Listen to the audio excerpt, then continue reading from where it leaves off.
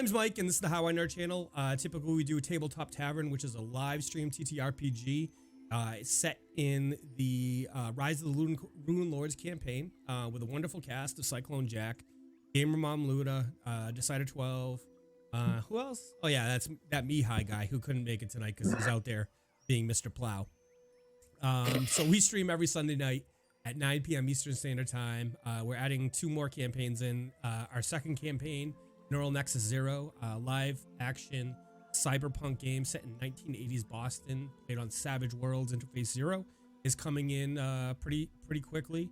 And then we're going to have the third series in the series, Tabletop Tavern 2, with an undetermined cast at this time, which is going to be DM'd by Decider on this channel as well. I want to thank everybody for coming out tonight. We have some wonderful guests on the show tonight. But first, I'm going to introduce Gamer Mom Luna. Gamer Mom Luna is a Twitch streamer.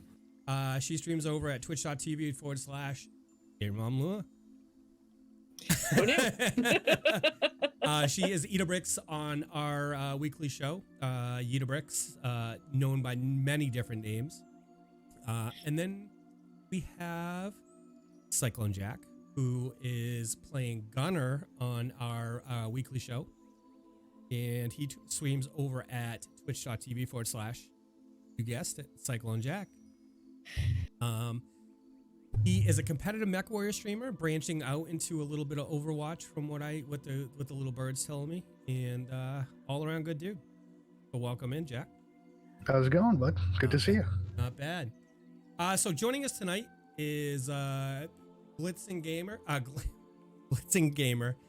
She, otherwise known as Shanner. She's a responsible adult who streams TTRPGs in her free time as a member of Dice Tyrants. She's part of the Aether and Steamworks campaign and the upcoming World of Darkness campaign on Twitch, produced by Dice Tyrants as well. She is a friend of the show. Gamer Mom Luna introduced me to Blitzing Gamer and the Dice Tyrants in general, and they've been very good friends to our channel. So welcome, Glitz. Thank you very much. Also over there from the Dice Tyrants, we got Tony. Tony has been role-playing for 30 years, and he's a full-time cast member over at Dice Tyrants and a creative consultant for the TTRPG over there, community over there. Not to mention, he's an all-around big, lovable guy who likes to roll dice. That's Tony down there. Don't believe him. Don't believe him at all. Down there. Thank you so much for coming on, Tony. It's good to finally have you over here for something. No, yeah, I'm totally happy, man. Thanks for the invite. I love hanging out with you guys. It's so much fun. Awesome. So we also have NerdLeagueGamer, who is from New Orleans and has been playing RPG since the mid-'80s. So we have that in common because I'm old. You can find him running D&D 5th edition campaign with Baldman Gaming at Gen Con. He was as a weekly stream every Thursday night from 8 to 11 p.m. Central Time at twitch.tv/NerdLeagueGaming. His favorite color is green, and he believes pineapple is definitely a pizza topping. So that's a very controversial opinion. Recognize that, but I'm willing to stand up for it. You're willing to stand up for it, okay? Good on you, man. I try to think of something interesting. Like, what is interesting about me? Okay, this is all I got. Okay, that's it. That's all you got. That's your one shot right there, right? As good as I got. I'm glad to be here. Thanks a lot for the invite. It's great to join you guys. No problem. And to the community out there, thank you as always for showing up and supporting everything we do over here. You guys are wonderful. And let's get into it. So tonight is a roundtable talk. We're going to start doing these weekly as schedule permits. As you know, life can be pretty hectic. But the one thing I found about the tabletop community in general as a whole is that people are very receptive to crossover and just to coming and hanging out and talking. So me and Luna talked about this, and we're like, let's extend a handout to the different communities that we know and maybe new communities that we don't know to come talk about nerdy stuff, as well as our community, people from our community. So we encourage you guys, if you if you want to come on the show sometime, Luna can drop the link for the sign up in chat, and we'd love to hear from you guys. But I want to hear about Nerd League. Why don't you tell us a little bit about your campaign and some characters you're playing, and like what's your thing? Yeah, so I'm one of those guys who usually ends up being the DM. I started playing D&D, like I said, many decades ago, and we played a really long campaign kind of all through junior high, through high school. It was great stuff. And to my adult life, I kind of stayed mostly in Dungeons and Dragons. And with the new 5e stuff, it's fairly fantastic because I like the kind of games where you're kind of involved in your characters, Yep. I like the storytelling aspect of things, the RPG aspect of things. And so I found I'm running 2 games currently, and they're pretty fun. We're doing the Waterdeep games, which is really cool. And it's one of those things where there's so many resources that are available, and it's just really a matter of getting all those together and bringing them in. And currently, my main game is on Thursday, and those are sort of the group calls themselves the Edgelords and Murder Hobos. Okay, all right. Which is kind of interesting, and Waterdeep's a fun game because it's one of those games where it's like, I try to set the heroic sort of archetype of games, but it's one of those things where there's a lot of gray areas in Waterdeep, and I think that brings out it or offers a lot of opportunities for players to maybe get into a little mischief, maybe still be heroes, but maybe not be the sort of shining knights in white armor as we always associate with them. Maybe their cloak gets a little mud on it. So a little bit, there's Batman is sort of the champion of that whole edgelord thing, I suppose. So it's a lot of fun, and I like the interactive version of it, So I really enjoy kind of interacting with that whole thing. It's just a lot of fun for us. Excellent. Tony, what are you currently working on? What's your campaigns look like, and what are you up to? Wow. Okay. Well, with Dice Tyrants, it's Loaded question.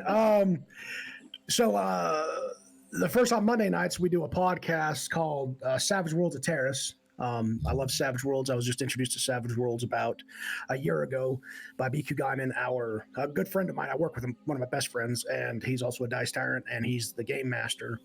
A lot of fun with that. Traditional, swords and sorcery, very hero's journey based campaign, very deep, Lord of the Ringsy campaign. Beautiful, love it to death. Very in depth cities and stuff. And then also on Sunday nights, I do the Chronicles of Kine, and that's he's actually in the audience. I saw him there, James. He's under Dice Tyrants in red. That's our DM. It's a 5e game, and that is very almost dystopian fantasy without being. It's very, bad stuff's gone down. We're trying to figure out what the hell happened and how to fix it. That kind of trope, but it's very detailed and all homebrew. Everything we do is homebrew. Okay. We try to homebrew as much as possible.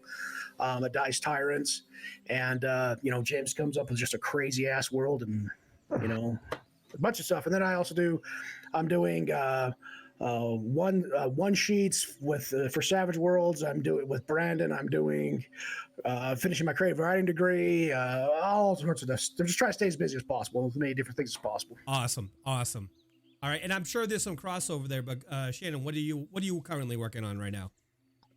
Yeah.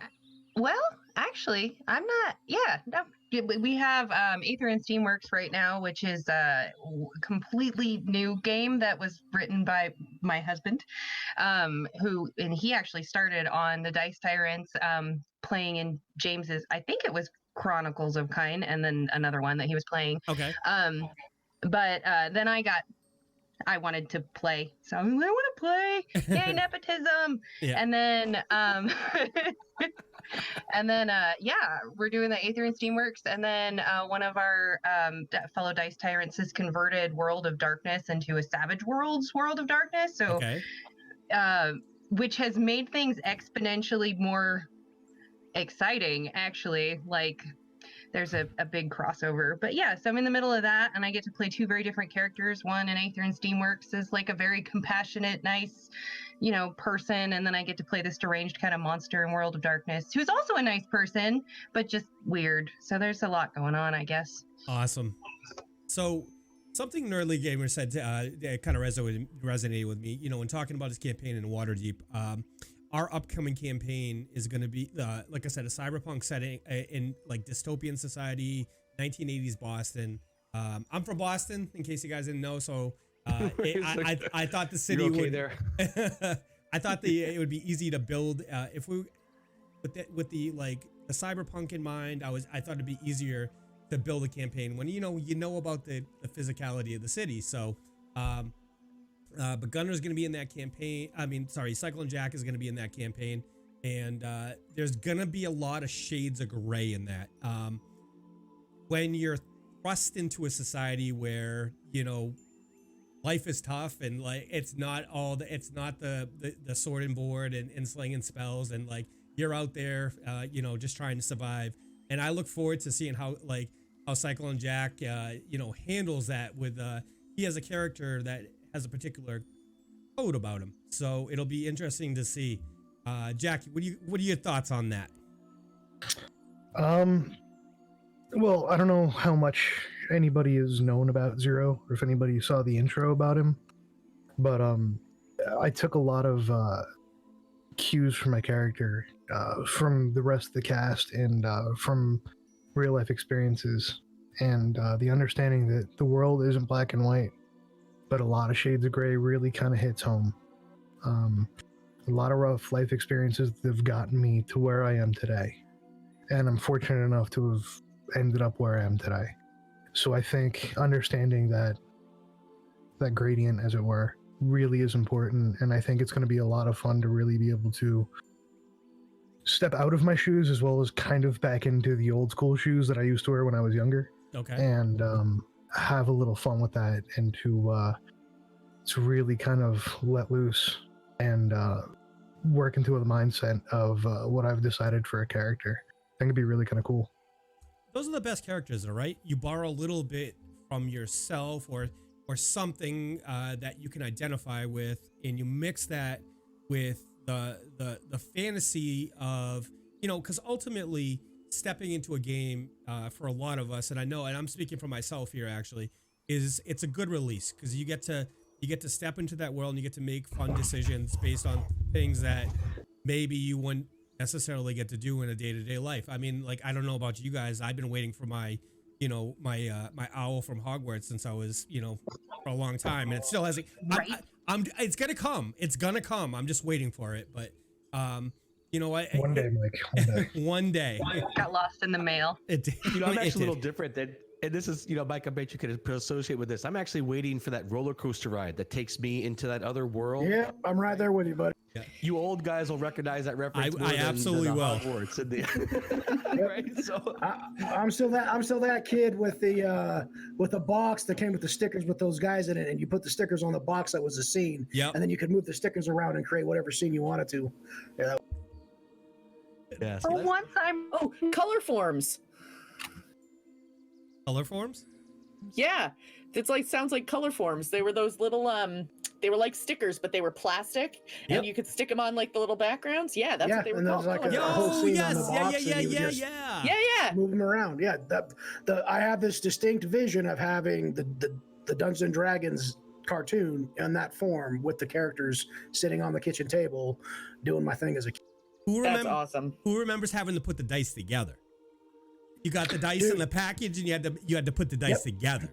Weird looking green, weird looking orange. Yeah. Yep. I remember they had the crayon, right? You'd buy a set of dice and the crayon, and you had to color in. Yeah. You had to mash the white crayon into the dice. See, I was just about to say the same thing. I was about to the old school cats and go, I remember when my dice had numbers with no pigment in them, and you had to grind the crayon and then clean it all up. That's what I remember, the old school chainmail. Cells, man. Oh, man. I'm still in my 30s. But I got lucky enough that an older generation player hooked me up and taught me the ropes when I was nice and young, and was like, Jack, this is it. This is what you like. This is what you've been asking for. And I was like, yeah. So here comes this like 40-year-old cat, and I'm like 12 years old. And he's like, here you go, man. Let's do it. You're going to roll up your first character, and we're going to play some D&D. Excellent. So that's a good question. Cool too. How did everybody get exposed to TTRPG stuff? Jack just gave us his, obviously. Yeah, so I was 12 years old, and I had really gotten into different, like, you know, adventure shows and comic books and Conan the Barbarian and what is best in life kind of deal. Yep. And my cousin looks at me and goes, "You really like this stuff, huh?" And I'm like, "Yeah, this is awesome. Arnold's badass. Conan's wicked." And he sat me down and he goes and he pulls out the little red box. And he goes, "We're going to teach you how to play D&D." And I was You're about to become Conan. Let me show you how to Right. Yup. And he sat me down and we put this all together and we had some fun, and it was epic. I played my first character and I still remember to this day the entire character sheet and how I scribbled all over the entire thing and almost ripped it with an eraser and had to put tape on it and write over it and the whole 9 yards, man. Oh, nice. Luna, what about yourself? I was a latecomer actually to TTRPGs. I didn't start playing until my early 20s. So like last year? Yeah. Yeah. Okay. Thank you. Aw. God Nice, bless Mike. you. That was That's the nice. nicest thing you've ever said to me, Well played, sir. right? Don't worry, give me 5 minutes. I'll say something mean too. I know, right? Yeah. Just give it time. We're gonna Give it hang time. up and he's gonna be like, "I'm sick of your attitude, Luna." No, we had a group that would meet at my house. My ex-husband had been playing for many, many years. And so he was hosting a group regularly at our house. And finally I was just like, they're coming over every week. They're taking over my dining room.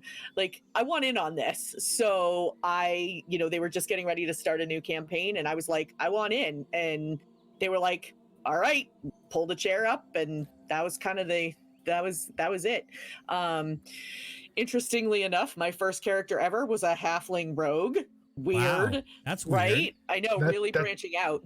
See, that's a stretch. Now I understand why you decided to go totally off the wall and play Edabricks. I Right. know, right? Right. Although my first rogue was very much like that stereotypical, like, I'm only going to stay in the shadows and you're never going to see me and I'm Batman. No, it's the Darkwing Duck.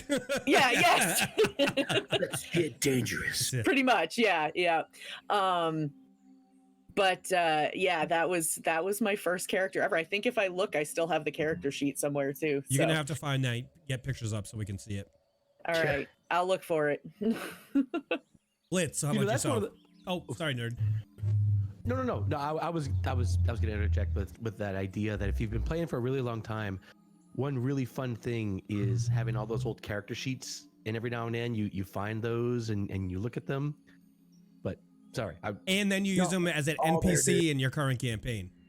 Yep. Yep. You recycle them. First you cry, then you remember, then you throw them in your Your current campaign and try to kill your players with them. So, Yep. but we don't do that. Glitz, how'd you get introduced to TTRPG stuff? I was fortunate when so I was like 13 or 14, probably 13, high school. And a friend of mine was like, "Hey, do you want to come over and play D&D with us?" And I was like, "Well, yeah, sure. That sounds fun." I don't know what that is exactly, but yeah, woo. And then it was actually, he let me cross a bard and a ranger because that's what I wanted to make. Okay. And then we played pretty consistently, and I played with two guys that were twins that were Mormon, and we had to play on the down low, like, because satanic panic and his parents thought we were worshiping the devil and all of that stuff, which made it super fun for me because I was always a heathen. I was like, yeah, let's do this. So we played a lot, and then it just kind of branched out to different things. But I was pretty young, and so I'm grateful. I've had like 25 years of RPGs. That's awesome. I'm still waiting for the devil to appear because I've been accused of summoning the devil for like 20 years. I know, right? I mean, I try listening to the music and playing the games, and yet still No, Satan. He's all The hanging out with Tenacious D and various other places. Right. So We so actually, my grandmother was a born again Christian and a pastor, and she was up visiting one year, and she stumbled upon me and my group of friends out on the back porch playing D&D and rolling dice.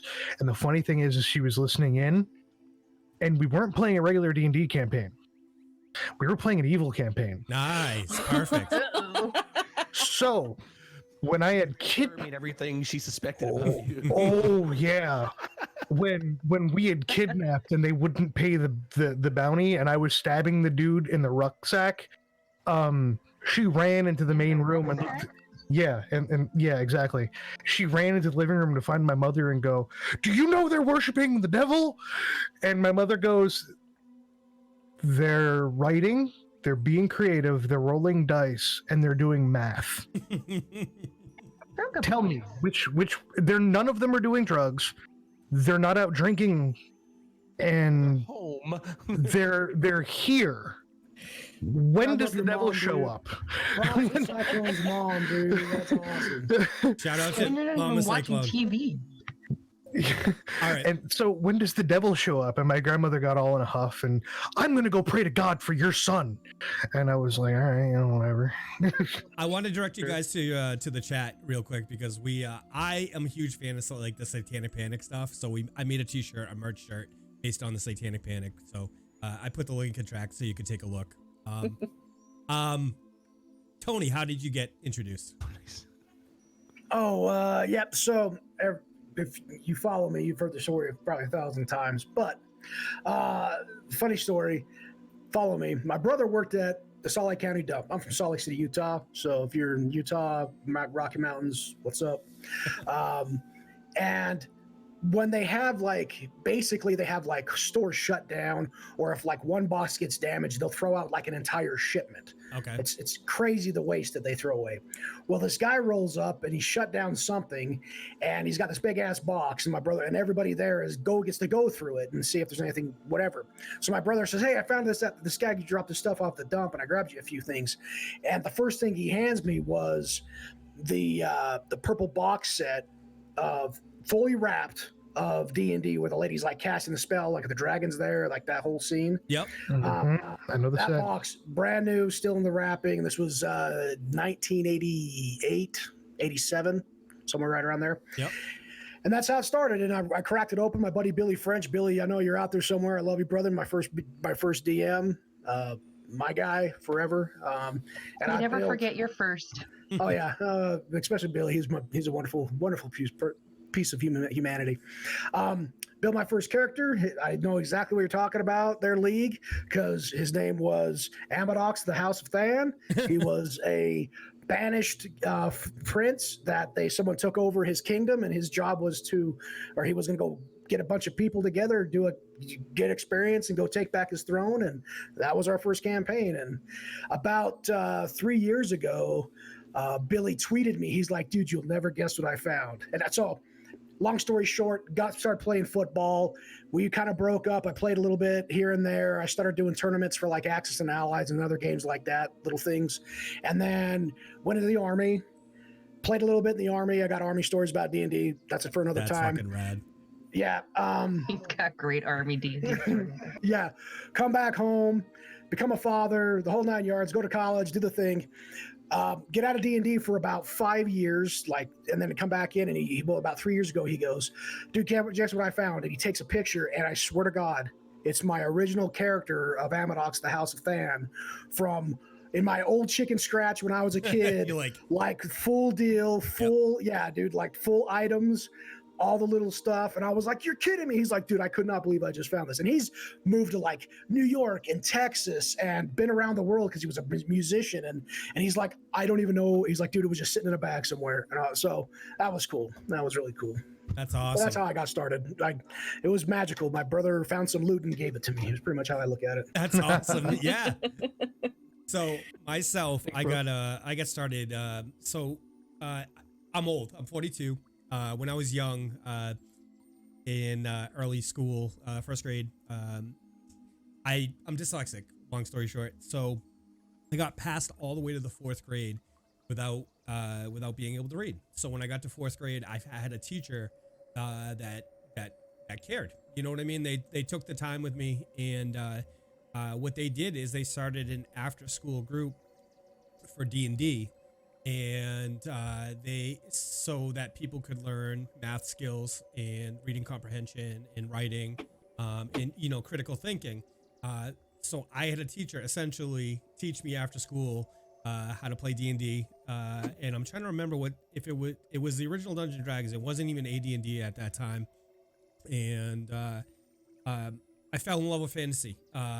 After that, it's kind of funny because as soon as I started doing that and started being, learning a technique how to read, I was at the library and me and Tony have talked about this before too. Is I was at the library and I walked past a row of books and I saw a dragon on a book, and I'm like, oh, what's that? So I walked over, grabbed the book, and my grandmother, saw that I was interested in reading. So, we checked the book out. And that's how I got into fantasy. It was a Dragonlance book. It was one of the original trilogies from Dragonlance. That's it. And so again, because my grandparents were so happy that I was actually reading, once I read the first 3, they would literally buy me the next book in the series, next book in the series, next book in the series, next book in the series as I worked through it. And so I attributed my being able to actually read and my love of reading starting in the 4th grade with D&D and a teacher who cared, so it makes me want to cry. It was so funny. I've tried to look them up because I wanted to send them a letter and be like, hey, thank you so much. You know what I mean? It like changed my life. But a lot of people didn't care back then. And it was like they'd send the problem down the line. You know what I mean? So for 4 years, they sent the problem down the line. And then I got somebody who cares. So big shout out to Kevin Jordan. And, it was super rad. So it's awesome, brother. But that love of games has like opened worlds for me. And I want to ask you guys about it because I come from a time when being a nerd wasn't cool. Nowadays you can fly your nerd flag high. You know what I mean? I have a full sleeve of tattoo of nerdy tattoos. But I come from a very different time, but gaming to me, TTRPGs has opened my worlds to some of the best friends I'll have for the rest of my life. We might not agree about anything else in this world, but we can sit down and play fucking Dungeons and Dragons together. Hell yeah! So dude. what has gaming given you guys? What is some of the biggest things that gaming has, presented to you or gifted to you? My D&D story is I started in middle school with a group of guys, and we started a campaign. I wasn't the dungeon master then, but we had a campaign sorry, no worries, that we played. We started in like 9th grade and we played it all through high school, and it was the same characters, the same story. We did years and years of this game. In fact, I still have this binder. Like I went out and bought one of those Trapper Keeper binders, and that's like I had all these pages, right? Shout out to Trapper Keeper. Yeah. Tell you, man. I had the special pencil that I used just for this character and everything. And it's anyway, I've got piles of this stuff. But we would get together on weekends, and it was not very unusual for us to get together on like a Friday night and go home on a Sunday. Yeah. And so I spent dude. Yeah, I spent an inordinate amount of time with these guys. And, as I've gotten older, decades later, of course, you start looking back at the relationships and the bonds that you've formed with people and how you've formed them. And, I'm a veteran, so I don't want to like say, hey, it's like being in combat or whatever. But when you live and you're with people, I was on a Navy ship for 4 years, right? So thank you so much for your service. Hell yeah, bro. Yeah. They know these, like you form those bonds and you're with these guys all the time.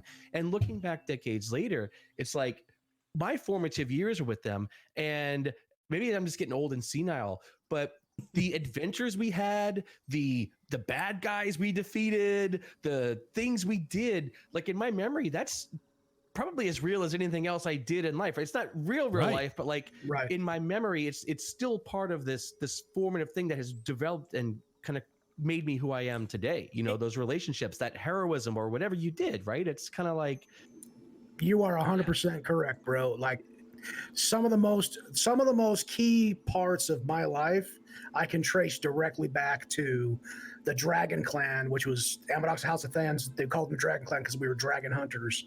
Long story short, go back to losing Dirk Pitt and losing Barmere and having to get them rezzed and literally having your friends at 14 years old boys crying in the house because you will. You'll be teenage boys crying in front of each other, like having those. And absolutely years and years later, those emotional moments are the things you remember, and they are very real bonds. I think that you carry with you your whole life.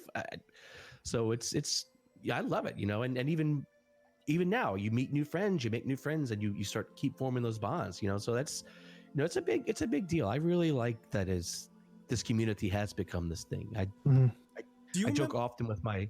I'm sorry. No, go ahead. I'll let you finish. I joke often with my oldest son's 20, and I joke often with him that he owes me tremendously because, as you mentioned earlier, Mike, I was a nerd way before being a nerd was cool. Like I sort of blazed the trail for, like you said, for him being able to him and his friends brag about who's the biggest nerd now. And I'm like, you guys owe me, man. I paid the price. You know what I went through? Back in my day, I had to put the dice together. Both ways. I used to have to hide the books I bought inside of clothes in a mall so I didn't get jumped before I got out of the mall for my books I just bought. Yeah. So I remember something similar to that. In fact, after my cousin taught me, I had been caught with a D&D book that I was reading in school. Being caught. Yeah. In high school. Reading in school? What?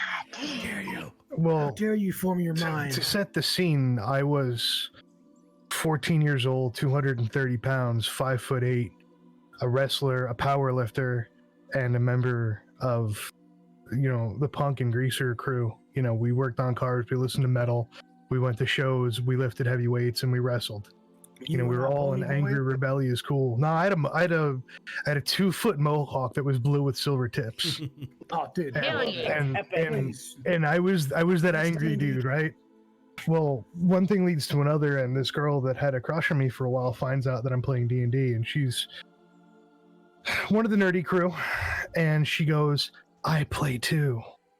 And fast forward half a year. She whispers. Yeah, it's like she caught me with the book, and she's like, "I play too." And fast forward half a year, and she introduces me to a dude that was a junior, as I'm sitting here a freshman, varsity wrestler in this whole 9 yards. And later become one of my best friends, and we all start playing together. We play together much like yourself, Nerdly, all through high school. Yeah.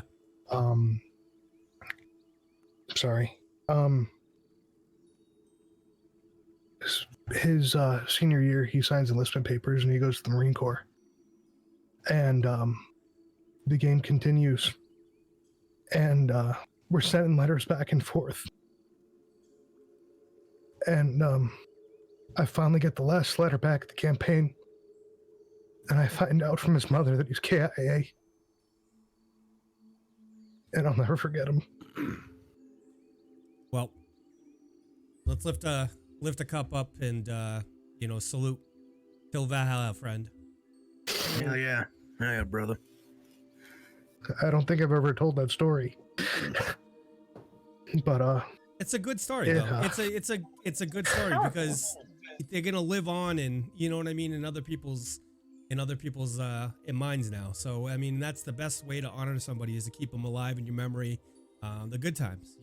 So I still have all of our character sheets and all the letters that we wrote, or that he wrote us, in the binder not 10 feet away from me. Yep. So.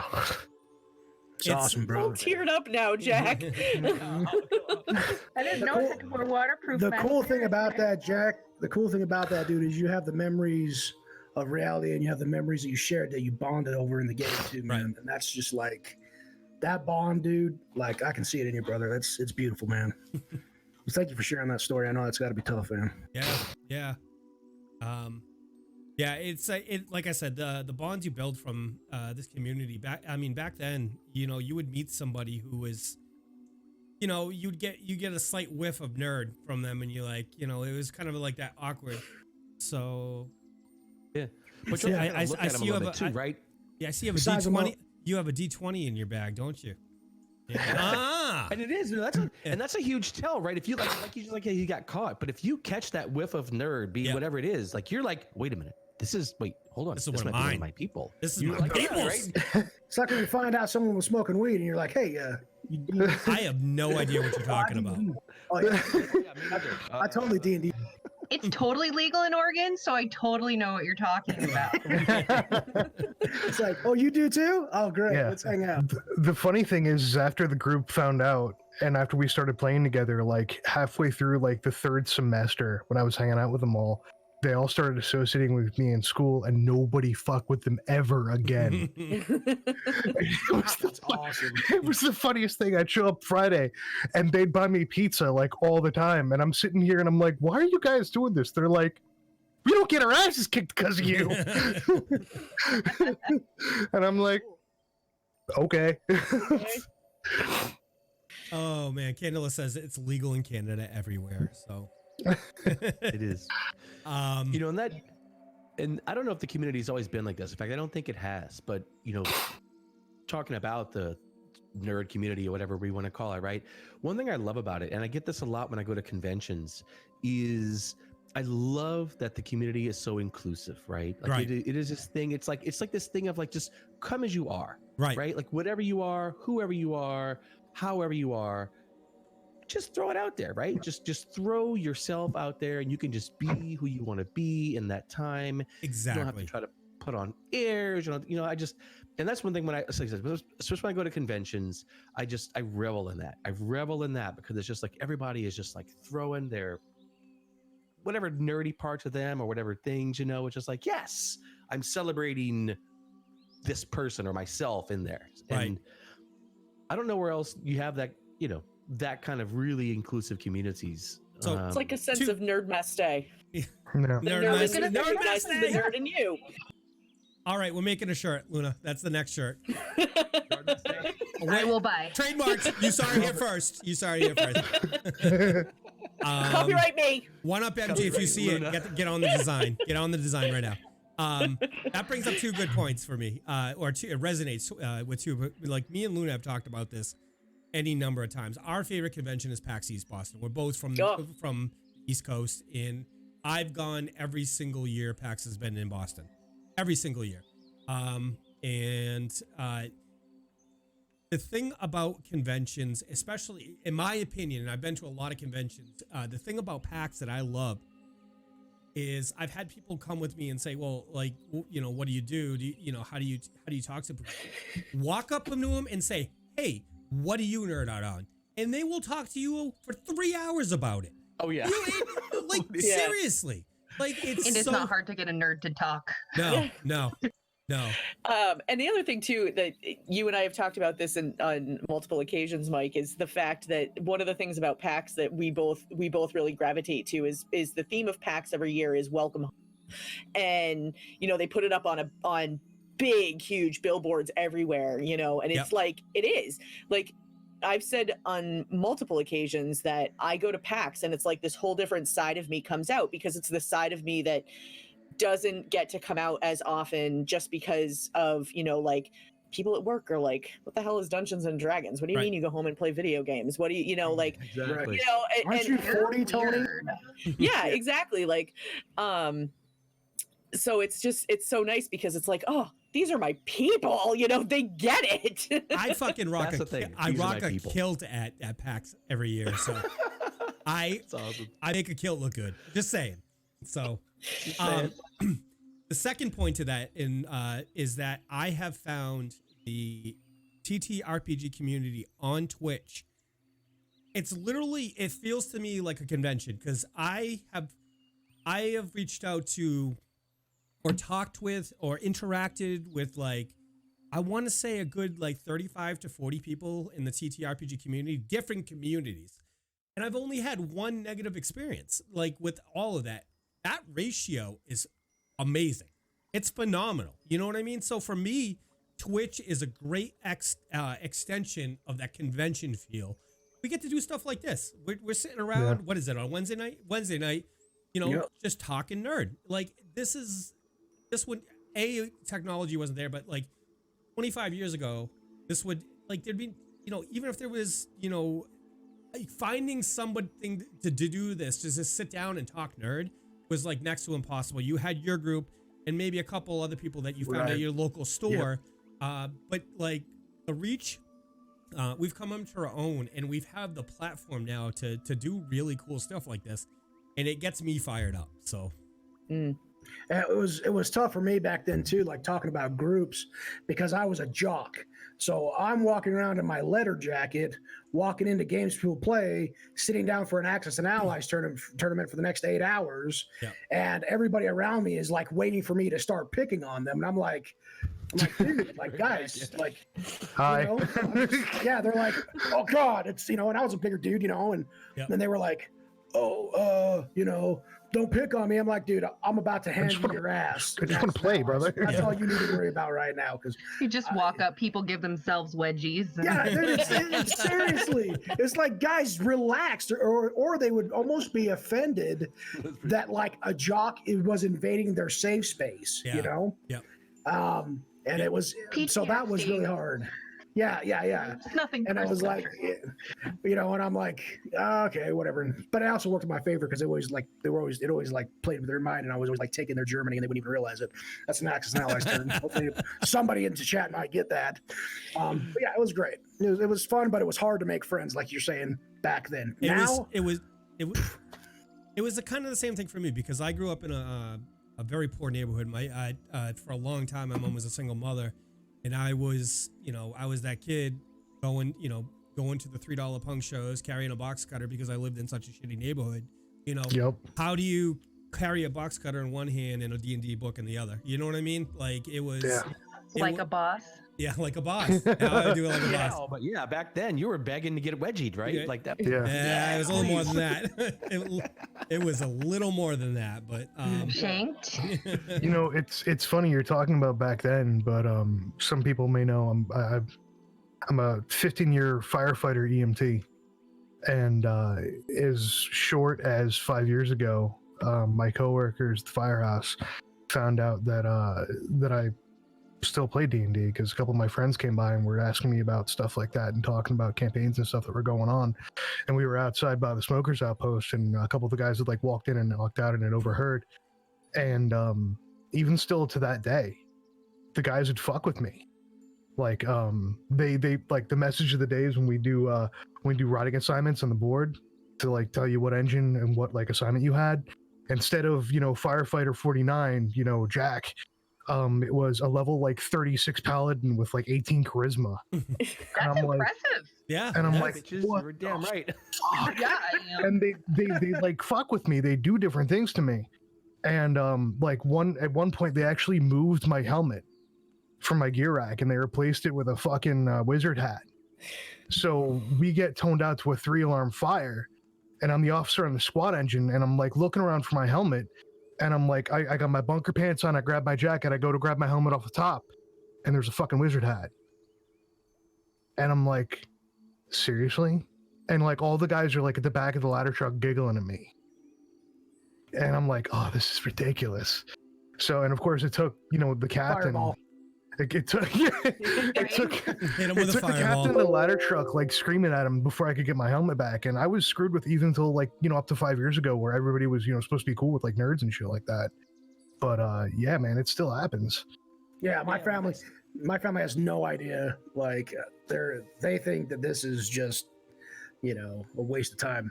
So I get that. But go ahead, there, Leak. Sorry to. Oh no! I was just saying this is cool, and it's really fun for me, sort of as one of the, I guess I'm the oldest guy here, kind of listening to these stories and realizing like people who are new to the game within the last 5-10 years, they're very triumphant, right? They're like, yes, I show my nerd, I speak out against these guys, Yes, right. Yeah, of course we do, because that's fine now, but 20 years ago that was not fine. Like you really were the butt of it. And when you're in these, in these societies, right? It's something like the military or firefighters or whatever, where there's like this, or being a jock, right? It's this society, and that's the social norms, is that if you're a nerd, that's not cool. You are going to get made fun of. You are going to be ostracized. You're going to be sort of put out of the group. And that's a big deal to like, you can't just like stand up and say, ha, whatever, because the society is going to put you back in your place. Like, no, actually, you're not cool. You're a dumb nerd, so shut up. And that's sort of Fuck the you, narrative. society. You're an That's right. asshole. Yeah. No, but I love it. I love like sort of sharing stories with you guys that have kind of been through that and really kind of know what that feels like to want to kind of do that, but realize, you know, hey, I can't really parade this around because I'm going to have this sort of social, I don't know, retribution or this angst, right? That people are going to judge me and I'm going to be sort of ostracized from groups. I got to be honest with you. You know, when I hit my mid-20s, I just don't care what people think. I have that helps a luxury. lot. What gaming has given me, the critical thinking skills that has given me, the tech-minded skills, being able to look at a bunch of stats and say, because I'm a min-maxer, I'm a dirty min-maxer, but being able to look through that and, you know, find the optimization and applying those critical skills to it. You know, as a nerd, I remember how I got into computers. The first computer my mom had, like I wanted to play Doom on it. I couldn't play Doom on it because the processor wasn't good enough. I learned how to upgrade it. Like, it's given me, being a nerd has given me so much, so that if somebody pushes back on me now, I just kind of laugh at them because I'm like, I don't have a college education and I'm an engineer now. You know what I mean? Like, this is what nerddom has given me. So Yeah, right. It's taught me so much stuff. It's given me such a gift. So like, I push back on the people like that. I just don't. I mean, maybe it's like one of those things. Like, if you don't value their opinion, it doesn't really matter. You know what I mean? Yeah. Funny enough, just like you mentioned, man, the guys that push back, like some of the guys that fucked with me at the firehouse, or even guys outside of that. For those of you that don't know, I went full time as a Twitch streamer about 1.5 years ago. And, you know, they used to make fun of me and fuck with me that I was a gamer, that I was, you know, a total nerd, that I would play video games and stuff like that. I wasn't, you know, drinking beer and watching NASCAR and football and stuff and hanging out with the boys, smoking cigars. You know, that wasn't the case for me. Tony resembles that remark. Yeah, right. I feel called out. It's okay. So I'm 16 again, wearing a leather jacket. Here it is. It's all happening again. And here they are waking up at like 6 or 7 in the morning, going to their like 9 to 5 jobs, being miserable as fuck. I roll at about at noon. I hit the gym for 2 hours. I got my protein shake in hand. I sit down in front of a computer. I load up Mech Warrior and I stream for 4 hours a day, 5-6 days a week. And I make a living. And suddenly, maybe we shouldn't have made fun of him in the first place. Mm-hmm. It's a good. The best revenge is success. There you go. That's exactly what I'm saying. Right. Exactly. I'm curious, have you guys, I know we talk a lot about the sort of inclusion and societal norms, whatever. Ladies, I don't, have you guys ever like seen that in the community? Because I've seen some glimpses of other places where they're like, oh, girls or this or that, whatever. Have you guys ever experienced like that thing with like having a problem or having like? So maybe for me, it's because I came into it a little bit later, and I, though I am the age where being a geek was not cool at one point, I didn't fully embrace my geekdom until my late teens, early 20s, and so I think I sort of skipped a lot of that part. But actually, it's funny that you asked that, because we're sort of having a conversation yesterday, and one of the things that came up when I first joined, you know, Mike and Jack with Tabletop Tavern was, you know, just, you know, be aware there may be people that are out there that because you're a girl, they're going to say you're stupid, you don't know what you're talking about, you know, you need to have a thick skin. We really haven't encountered that. You know, everybody has been super awesome in our community, and you know, I think about my current local D&D group, and it's a even split men to women, you know, and so I think maybe it's, like I said, it's just because I came into it maybe a little later, but I've been really lucky in my case, and even at PAX too. I mean, I walk around. There's no tolerance there. Yeah, there's nobody will put up with it. No tolerance there. Blitz, before you Yeah. answer, I just want to say one thing, if you don't mind. Oh, Your show, man. Okay. It's our show. We're all here having fun. Right. No. No, me. I would say, and I'm going to say this. We had that conversation with Luna, and other perspective people that have talked. We're talking about different shows on the channel here, and our community, I have to say, has become such a family extension that if somebody did do something like that, I wouldn't even have a chance to get to it because everybody else would fucking jump on them. You know what I mean? Yeah, like, it's true. It's such a wonderful space. And yeah, there's going to be the random asshole out there, but we have been, like Luna says, we have been extremely lucky, and we have such a rad community that it would not be tolerated. So I think for myself in that in high school growing up, there was a lot of, it was kind of like a double-edged sword because it was cool, right? Because I'm a chick that likes nerdy things, and I've always played video games and D&D. It's like, oh my gosh, like female who likes stuff that's cool.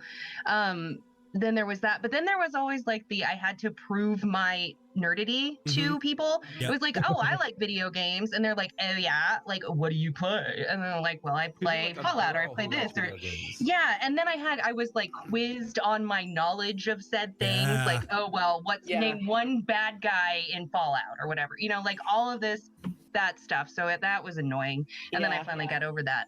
But I was always weird. So I'm loud, I'm boisterous, like I'm kooky, and generally I have no filter. It isn't, but it was where I grew up, and it was, like if you drew attention to yourself in any way, you were targeted. Yeah. So there was I had a lot of bullying. So by the time I was in high school, I was a theater nerd. So I found my people, because these were all the D&D people too, and the weirdos wearing capes and all of that jazz. And there was safety in numbers.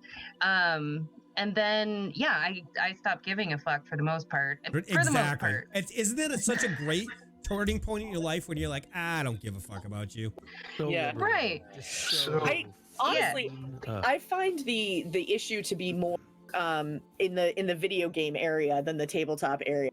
Yeah. Agreed. I absolutely agree with that. As a woman who plays video games, and to make it that much worse, as a mom who plays video games, you just owned it. You're like, I am gamer mom Luna. Yes. I'm like, whatever. This is what I do. That's what I do. So I love it so much. Go ahead. You own the hell out of it. I absolutely love it. Yeah, I very openly talk about the fact that I'm a mom, and that my daughter has poked her head in on my streams before when I'm doing my own stream, and we've actually, there's been some conversation. Glitz, you were part of that conversation too. Like, hey, why don't we get our kids together via Discord and do a kids D&D session? That'd be rad. That was my idea. Yeah, so I know it was a great one. And I was like, I don't know if my daughter would actually secure it. Like, she's always been like, she's sat at a D&D table, she's rolled up a couple of characters, but she just is not the type of kid that can sit through a D&D session. She just can't, and that's fine. But she's always really liked the combat. But then the minute I said, well, we might be talking about streaming it, she went, I'm in. Yeah, my kid, if I tell him it might be on YouTube, he's like, okay, because he wants to be Markiplier and, Jacksepticeye and these guys. Like, yes, please. Yeah. So I have this friend, and she's part of the community. She doesn't get to come on often just because of the hours. But she's in the dating pool. And one of the biggest things that she sends me the fun stories all the time, and I'm gonna clip this and send it to her tomorrow. One of the she sends me all the time because in her name has gamer in it, like her dating profile, and that's the thing. It's like she gets the, oh, are you a real gamer? Do you play Candy Crush? Are you a real gamer? Like, with that whole quiz thing, and I'm like. I get that too, because I'm also in the dating pool, and like my bio said, I'm a Twitch affiliated streamer, and people are like, oh yeah, what do you play? And I'm like, something I'm probably better at than you. Yeah. You got to do the snap and the Z formation. Yeah, I love it, and it's so empowering, and it's great. And this is another one of those things that's new, that's really fun to watch, right? So I'm of course a video gamer, grew up with video games, and World of Warcraft is a game that I got into hardcore, right? Like, but I guess I was like 15. It's like 15 years old now. Can you believe that? Super old. Yeah. But when I was playing World of Warcraft and we were, raiding and or whatever, playing PvP, like it was this sort of common thing where girls were like these unicorns, right? And if girls don't exist on the internet, they don't. Exactly, They're not real. Right? I literally had to get on Ventrilo all the time and prove that I was female. I've been through And they're like, nah, filter. And we're like, no, you're just a little boy, right? You're just a young boy because you can't. It's crazy. And so within the last 15 years of gaming, I've seen it go from this community. And we're talking video games now, of course, but this community where like there's no such thing as girls, and even if you are a girl, we're just carrying you through all this. To girls being come here and as love much a part of all of this as anybody, right? Like and I think a lot of it goes to girls like you guys who are like just owning guys at their shit, right? You're like, yes, of course, I'll play. Sure, you wanna talk creds? Okay, let me just kick your ass a couple times. Right. So when I first played, oh, go ahead, Jack. So a funny story. One of the first girlfriends I ever had, I was already playing D&D, obviously, and we, this was back in the day when gaming still wasn't cool and comic books weren't cool and being a nerd wasn't cool. So I hid all my comics, I hid all my D&D stuff, and when we were gaming or we were going anywhere, all of us guys would tell our significant others or all of our other friends that we were going to play poker, right? Well, one day my girl was looking through my stuff in my room, looking for something, and she finds a collection of dice and a D&D handbook. And I'm like, oh no. And this is where I get single. And she looks at me and she goes, this is kind of cool. And I'm like, yep. What? And she's like, can I come play with you guys? Like, is this what you guys really do? Like, and this is after like a 5-minute argument of why I would lie to her and why I couldn't trust her. And eventually it was eventually, can I come play with you? This sounds really kind of cool. And I'm on the phone with my buddy Paul, the Marine. And I'm like, dude, she's just like Sarah. She wants to come play the game. She wants to try it out. And the whole group hems and haws and is like, well, she's not going to like it. She's going to get bored. She's going to get pissy and, she's going to end up leaving. And then you're going to have to deal with, oh, you're all doing that nerdy thing again with all your friends instead of coming and hanging out with me. So eventually I kind of convinced them, as a personal favor to let her come in and try the game out. And, she loved it. She absolutely loved it. And one thing led to another, and she's still gaming to this day. It was hysterical. It lasted throughout our relationship. And when we broke up, the first thing that happened, my friends didn't call me to make sure I was okay. They called to make sure she was still going to show up to game. And I was like, all right. I see how it is, assholes. I'll find another group. I don't give a shit. Yeah, don't worry about it. I'll go find another crew to play with. I can back that up because I've been in the dating pool for way too long, like 10 years, right? Get a life, Tony, right? But seriously, it's rough out there. Whenever I drop, like, no, not with this face. And what it is I just throw it out there like now I'm like Luna. It's just part of who I am. But before, it was really weird because it took a second for me to make that connection too. Every time I brought it up, the first thing out of their mouth was, well, that's kind of cool. How does that work? And it's more like the guys out there. It's a tip. I'm telling you, be upfront because every time they want to know what's going on. First of all, they want us to just be with you and do stuff with you, first and foremost. Right. And then to actually get into something that you enjoy, and they might actually enjoy it too. Dude, do not ever hide it because 9 times out of 10, they're going to be all about it anyways, and they'll probably end up loving it just like we do. This has suddenly just become... Oh my God, Decider's here. Uh-oh. I was gonna say, like, who is it that decided initially anyway that Dungeons and Dragons was for boys? Fucking unicorns, like fairies, magic.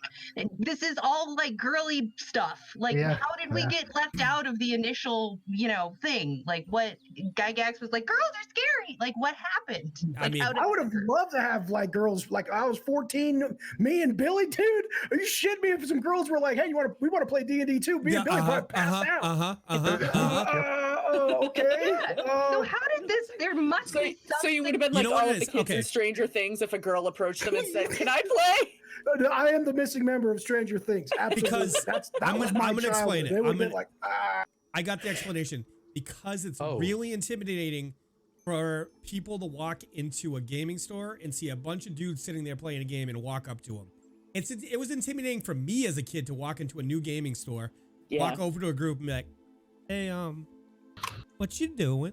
What's going on over here?" You know what I mean? Like, That's why I love the concept at PAX with the in the tabletop area.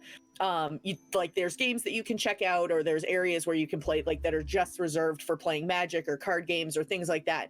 But if you have a group and you want people to be able to just walk up and join you, you can literally put a cone down on your table that says LFG. Yeah. And They provide you know, yeah, they hand them out. You just set one there, and it just basically is a beacon to everybody that says, "Hey, come join us. We're looking for people."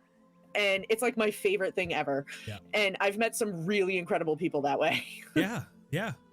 Being able to walk to, like, PAX specifically, being able to walk over to a game and just being like, "Hey, what are you guys playing?" You know what I mean? And like, you know, they're like 9 times out of 10, they'll be like, "Well, we need a person you want to play with us," and it's such a good thing.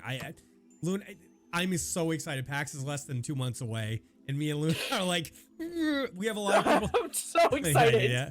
We have a lot of people from our community. Floop and who you gonna help me out here, Luna? Decider's coming. We probably should mention that he's going to be there. Yeah, whatever. But yeah, let's see. There's Atomic Zero is going to be there. Floop, Manda. Manda. Let's see who else. I know there's a couple of people who have come to us from Jack's channel too that are going to be there for at least a day or so. Vidarian's going to be there for a day. Skullstream as well. Skullstream will be there. Yep. Yes. So. DiceBarbarian. Oh no, wait. Oh no! I've been trying to get you to come across the country. What, 6 months to go to PAX? So Nate, we gotta give away. Decider the benefit of the doubt. There's way too much to finish at PAX. There's like nobody's gonna finish at PAX. There's J Rain in chat. She's going to be at PAX too. So Nice. yeah. So conventions. What conventions have you all been to, or can you suggest to people? Oh God. PAX East. I've been every year but one since it started. Which one? The High Convention Center year? That's the only one that I missed, was the year that it was at Pines. Okay. Yeah. Okay. Because that was before I really got into gaming, and I had no idea what it was. Like I'd never heard of PAX. It was actually right after I met J Rain, who was like, "Hey, you should come with me to this thing," and that was when you could still buy a pass like a month in advance. All right. And 3 day too, right? Yeah. That was just all the time. Well, Salt Lake.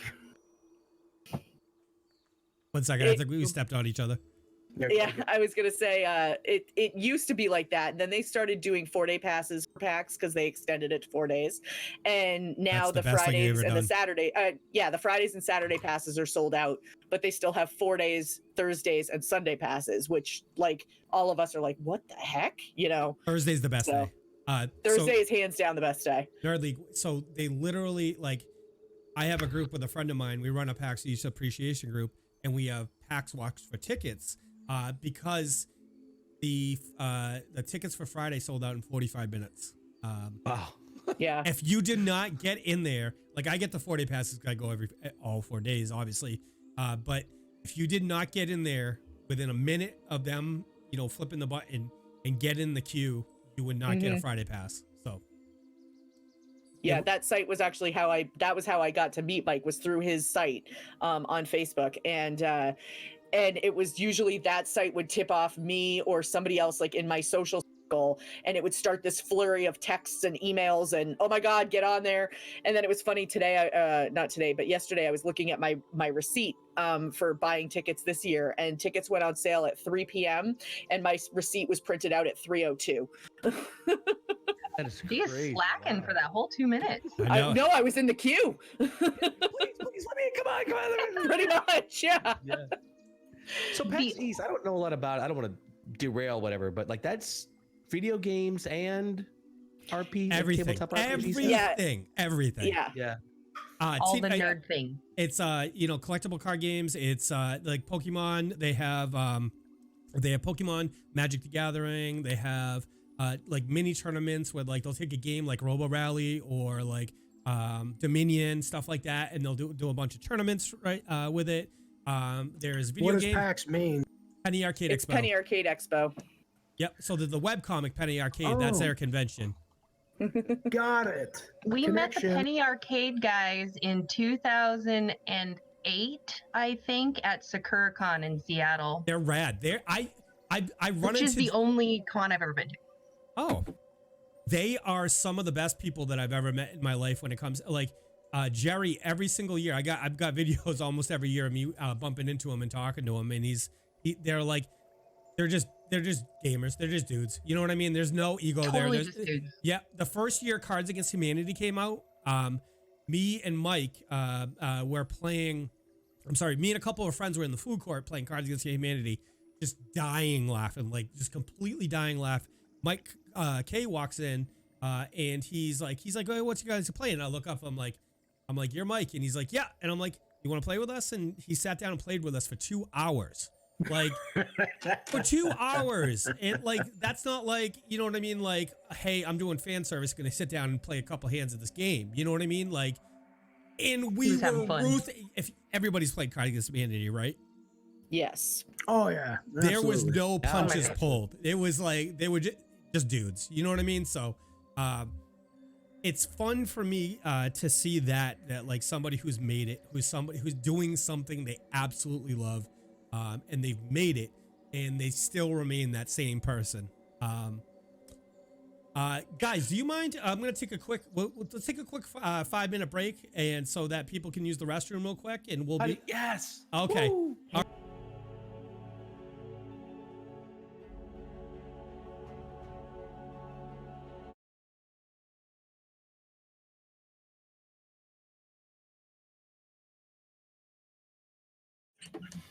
So I just like to point out that I started a trend while we were on break there, and I did this.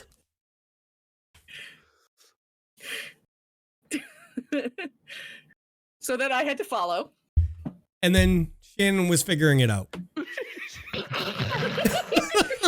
Oh, you know there's a whole song that goes with that, right? I did not. Let's hear it. Yeah. Up in the air, Junior Birdman. Up in the air, Birdman flies. Up in the air, Junior Birdman. Get your wings up to the sky, when you hear the grand announcement that you've earned your wings up 10. Then you know that Junior Birdman. Gotta send those box tops in. 5 box tops, 4 bottle bottoms, 3 wrappers, 2 labels, and 1 thin dime. So don't be a glutton. Get your Captain Marvel button and zoom. Holy shit. I've heard that before in my life. What the heck? What just happened? What? Summer camp. You just got a dose of summer camp, man. We got summer camped in the face. Yep. Oh man, summer camp right in my eyeball. My childhood now. And we just had like Chiquita so bananas I would just like to and point baby out sharks. I would just like to point out that my best friend is in chat. J Rain is my best friend. She lives a mile down the road, and even she's like ... Decider. Should I sing that? Should I sing that song for them? Oh God. Decider. What do you think? It's your show, God. Mike. Wolf's Blood. That was so summer camp. I just got a wedgie. Oh my God. That's pretty good. That's pretty good. Oh God. So Looks nice, Tony. so I cannot sing at all. Get my $20 out of it. I cannot sing at all. So I threatened. So Decider 12 is going to run the next campaign. He's going to be running the next fantasy campaign we're doing, and I get to play in it. I'm DMing the other 2 series that and I'm really excited. And I thought it would be really fun.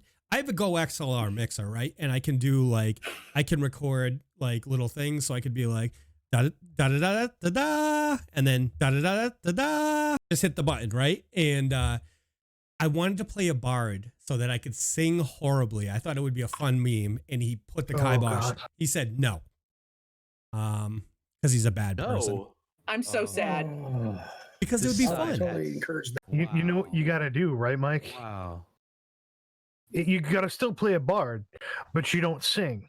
You got to be a stand-up comic and tell dad jokes the entire time. Oh, is that? You get inspiration. Oh yeah, inspiration. Tell a dad joke.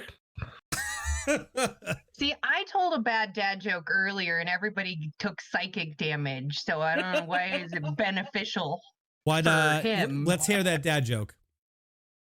I don't remember what it was. Oh, It was in response. It was what a, was the? Something I said. Yeah, I don't think about the things I say, so I don't remember them. Come on now. Once it comes out of my mouth, it's gone. It's Right? like, Exactly. It's nor flight. after. It's just that's it. That's why streaming has been very enlightening for me. I say really weird things, and my face moves a lot, and I didn't know that. And you learn a lot about yourself when you rewatch yourself. You know what I Oh learned? my god, it's so true. You know what I learned about that I am truly Italian, because this is my dialect right here. This is my dialect. It's true. He is definitely a Boston Italian. And, it's funny because Luna, wait till we go out. Well, wait till we go out at PAX, because So once I excited. have a drink or two, that's when the accent really comes out. Oh God, I can't wait. I will video it and send it to you, Jack. So I would also like to see said video. okay, I will post it in Discord. There we you go. will. We are going to be doing Everybody's a. That'll be So- the most watched video on the channel. Go viral.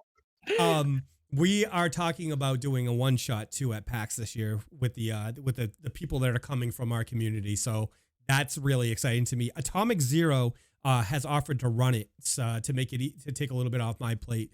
But we're trying to think about a way to stream it. The problem is there's so many people in the place that it's getting a connection, like a solid connection to stream is like it's pretty rare. So Yeah, it'll be tough. We'll figure it out. we will figure it out. It would be Just tough. You'd have to be, hardwired. like off-site or something, like renting someplace off-site or One of the something like that, hotels. 'cause you're not Well, we got Yeah. an Airbnb, so we could do it. We could do We that. can do it from there. But there's Airbnb something. will home- even the hotel's not going to give you a good enough connection, I bet. You know, Yeah. some kind of. Hey, Mike, I got a dad joke for you, dude. You're first in line. You ready?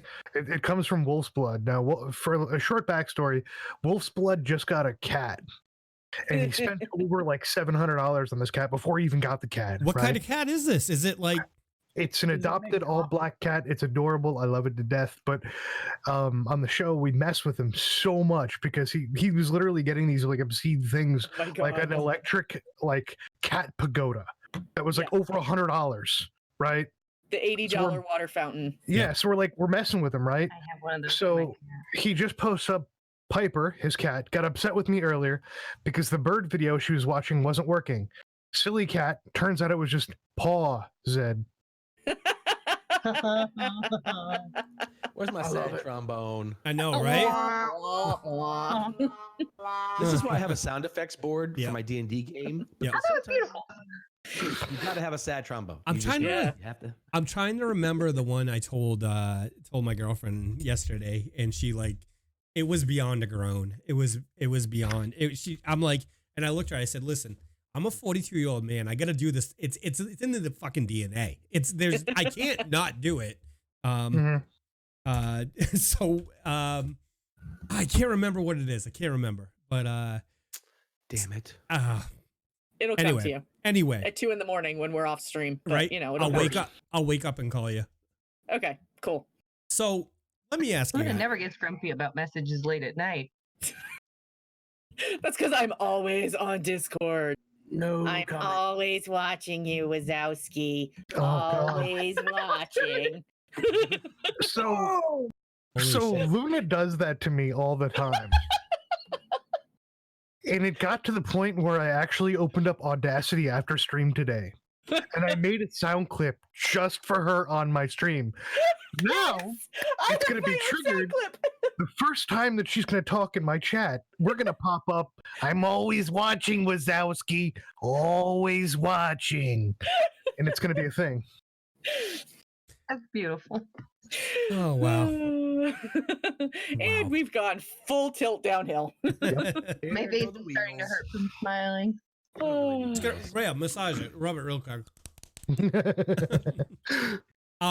So Better. does anybody here have a favorite system that they like playing? Above, just, I mean, I know there's a lot of really good systems out there, but is there any system that you enjoy more than others?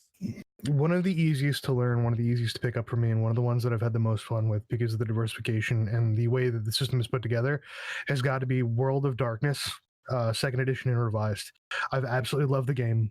It's a simple, you roll a certain number of dice, 10-sided dice, and the die has to read higher than a number the DM tells you, and you're done. I don't understand. You make cool. 1 or 2 successes, and it happens. Can you explain it again? Because I'm not sure I understand. Sure. You roll a couple 10-sided dice, and if the number on the die is higher than a number, you succeed. But it has to be. It has to be literally low. That easy. It is. And then you get like really high up. This is also, I agree with Jack, is one of my favorites. Actually, White Wolf, because we also played Exalted, which is very similar. But yeah, you can get up to like do a special power. You get like an awesome bonus and stuff. You're rolling like 30 dice. So like you can either do, you know, like 10 3 times, or you can collect all of the D10s from like everyone in the room in your entire collection and go to that little tile place in front of everybody has one in front of their door. And then you just drop those down and then you get to count them. It's super fun. And it makes you feel like a certified badass when you're rolling like that many dice, too. Yeah, it's like certified for sure. It's like a 40K. It's like a 40K dice block of 6s, right? You just take the block and you're like, that's my roll. Right? Yeah, you just drop it like it's hot. Right. And like everybody in the party is trying to figure out how the hell your dice pool got so high, and the DM sitting there rolling his eyes going, well, at least I don't have to fucking count them. Meanwhile, you feel like the biggest badass in the room because you're like, 13 successes, come at me, bro. Plus, I guess it gives you some justification for all the dice you've ever bought, right? Like, yes, I needed 150 10-sided dice. Right. Yep. So true story, I buy a set of dice every single year that I go to PAX. So I have a different set from every year that I've gone. Yeah. That's a fun collection. It is a fun collection. It's great. I finally parted with one set this year. I mailed it to a friend. I didn't get that yet. Because they didn't own any dice. Oh. And they needed some. That's so Mike, sad. you own dice, so you didn't get any. But in return, in a Secret Santa, I was gifted a set of metal dice. So it was like the dice gods were rewarding me. Yes. Yeah. So funny story about World of Darkness. I've never actually played. That's the one in the system. So let me preface by saying, I love vampires. I love vampire shit. I love it, love it, love it, love it, love it, love it. And I've never played a World of Darkness, but I'm excited because they're waiting for Steam approval for Fantasy Grounds. They're bringing the rule set over to Fantasy Grounds. So, maybe. So what happened is this is the reason why we ended up doing a Savage World of Darkness game, because we used Fantasy Ground on Dice Tyrants and it didn't have World of Darkness, and our Epic Otter Sinan wanted to do World of Darkness and we all wanted to play in it. So we did this conversion thing, and those two games work very well separate, and they work interestingly when it's together, like the exploding dice in Savage Worlds. I don't know if everybody's played Savage Worlds, where you can get like a 25 on a D6 because they just keep exploding. And then Luna, you and you can make people's heads pop off. That's never happened to me at all. It was like literally a glamour spell from Mac Rackle Janger. Yeah. Mac Jackal Ranger, who's in the game as well. And he rolls the dice on this like little glamour thing that's just supposed to be a tentacle that comes out and it's like, ew, I'm scary, I'm gonna choke you, right? Well, he got exploding dice and out it comes, it chokes the guy and just pops their head off. And it wasn't off. And it just goes flying across the room. And it was not supposed to be anybody that we even were supposed to kill in this encounter. Like it was a higher level person that was supposed to reoccur. So we're still trying to figure out the details in that, but it has been like a cavalcade of hilarity. He did. He literally rolled a 23 on a 6-sided die. and we for, oh my God, probably the next week, we were sending gifts of popping champagne bottles in the chat. Pretty much. Yep. Can I just say in response to the tentacle for like interaction, number one, you don't talk to the XP. Just let the tentacle pop its head off. You're good to go. You're fine. Leave it alone. Everybody go with it. So I get a fun story about World of Darkness. I've never played the system, like I said. I love vampire stuff. I'm a Freemason. So I was down in Cambridge, Massachusetts for an event with my girlfriend and a bunch of my Mason friends. Now their building is 112 years old, right? Mm-hmm. It's a Gothic old school Boston architecture, like granite on the outside. In the inside is like all wood inlay, like just absolutely beautiful building. So we had our event downstairs in like the ballroom, but in one of the other rooms, we go to walk upstairs, me and my girlfriend, and I see people like cosplay, and I'm like, what's going on here? So the funny thing about this Masonic Lodge is almost all of them are nerds anyway. Like in this lodge that I was, it's really cool. But we walk upstairs, we see these cosplayers, and I look at, I'm like, I hear my jacket to my girlfriend, and I walk over. I'm like, hey, just what's going on here? And he's like, oh, we're doing this thing, and like kind of, didn't get the feel. He kind of gave me like the brush off answer, and I was like, hey, listen, I'm a nerd too. I'm just curious what's going on. Your nerd vibe. He did not catch it, so I rolled up my sleeve and I was like, I run a game online. What are you guys doing? He's like, oh, we're doing World of Darkness every Friday. So what a couple of lodges in the building do is they rent out an area of like a goth looking area of the lodge, and they play their game in there. Then it's so rad because you got this like super cool atmosphere to surround, like that fits the feeling of the game really well. So I thought that was really cool. So, but that's when I was like, I gotta start looking at the system. I gotta start knowing a little bit more about it. And I was like, oh, does Fantasy Grounds have the rule set? And they didn't at the time. So I was like, oh, but and I reached out to Fantasy Grounds and I asked them, and I was like, are you guys working on this? What's going on? And they're like, oh yeah, we're working on it. It's just at Steam for approval now. And I'm like, like an evil villain. Like, how can we work in a? The funny thing is, we talked about that too, Mike. I was like, you know what? I haven't done White Wolf in a while, but I would totally be willing to run a game for that. That would be sick. It would be a good time. It would be a good time because I would want to, wear. I have an all black suit, black tie, everything like straight blacked out, and I like, I got the bald head, like vampire, like right there. You know what I mean? Like, let's do it. Boom, vampire. Boom, vampire. So anybody in the chat that knows World of Darkness, Nosferatu for the win, right there. What do you think, Mike? Hold on, let me pose.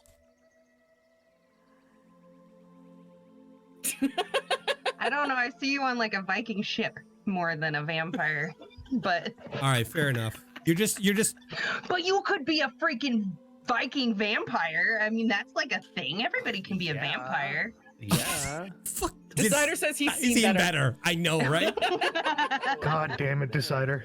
Oh, I did want to mention for everybody out in the community, if you guys have any questions for us, just feel free to drop them in chat. Either if one of us will see it or one of the moderators will filter the question over so that we can answer for you. So if you have any questions about any of our campaigns or anything, make sure to drop those questions. So I'm going to go back to your question about favorite systems. Okay. It's not my all-time favorite, but it's a cool one that I've played, and not many people even knew that there was a tabletop system for it. But Dragon Age has its own D6 system, and it's literally 3 D6s. It's two die of one color, and then a third that is a different color. They call it your dragon die. Yep, that's it, and it's a really simple system to learn. Okay. Yeah, I really like that one. I've played it a couple of times, and I have a set for it, like a 1 to 5 adventure kind of thing. But yeah, that was a good system. Gonna run that one, Luna? I'll play. Oh, maybe I will. Actually, we've talked. My friend J Rain is huge. I mean, we're both huge into like the Dragon Age franchise in general. And she is like, she knows the lore better than anybody I know. And so she's actually talked about running a game. So if we do, I will let you know. Yeah, I want to play all the games and don't have time to play any of the games. Exactly, right? So, big problem.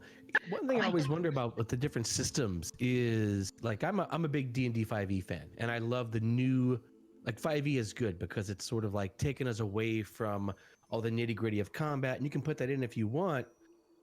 But it feels very malleable, very adaptable to whatever story, whatever characters, whatever kind of you want to do with it.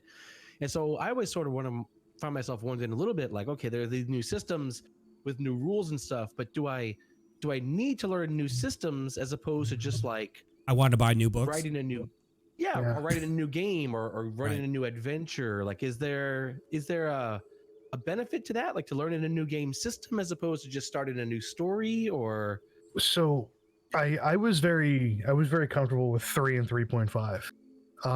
That's really where I found my niche and where I really hardcore delved into gaming, right? And a friend of mine ended up getting a job with Wizards of the Coast, and he ended up hiring me as a playtester for D&D. So before anyone ever heard of 4.0 or 5.0, I had a fancy piece of paper called a non-disclosure agreement signed across the table to me, and I had to sign it. And at first I looked at him and went, it's 3.5. Why the hell are we trying 4? This is going to be garbage. Or why are we trying 5? This is going to be garbage. 3.5 is our system, right? How does it get any better? So he looks at me and he goes, Jack, you've broken systems. You've played, I don't know how many different RPG systems. I want you to do me a favor. And I go, all right. Because I was so strongly against this. I was actually a little upset that he would bring this to our group. Because we were the 3.5 crew. We were the guys that put living campaigns and did the whole 9 yards. Exactly. Like, how dare you? And of course, being a little silly there.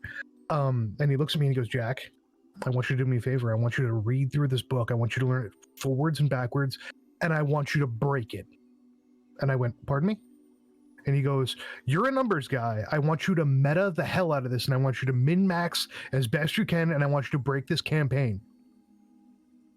And I went, wait. You don't want me to just play the game with everybody. You want me to break it. He goes, yes, this is your job for the campaign as we sit down and play. I want you to break the living hell out of it. So I did.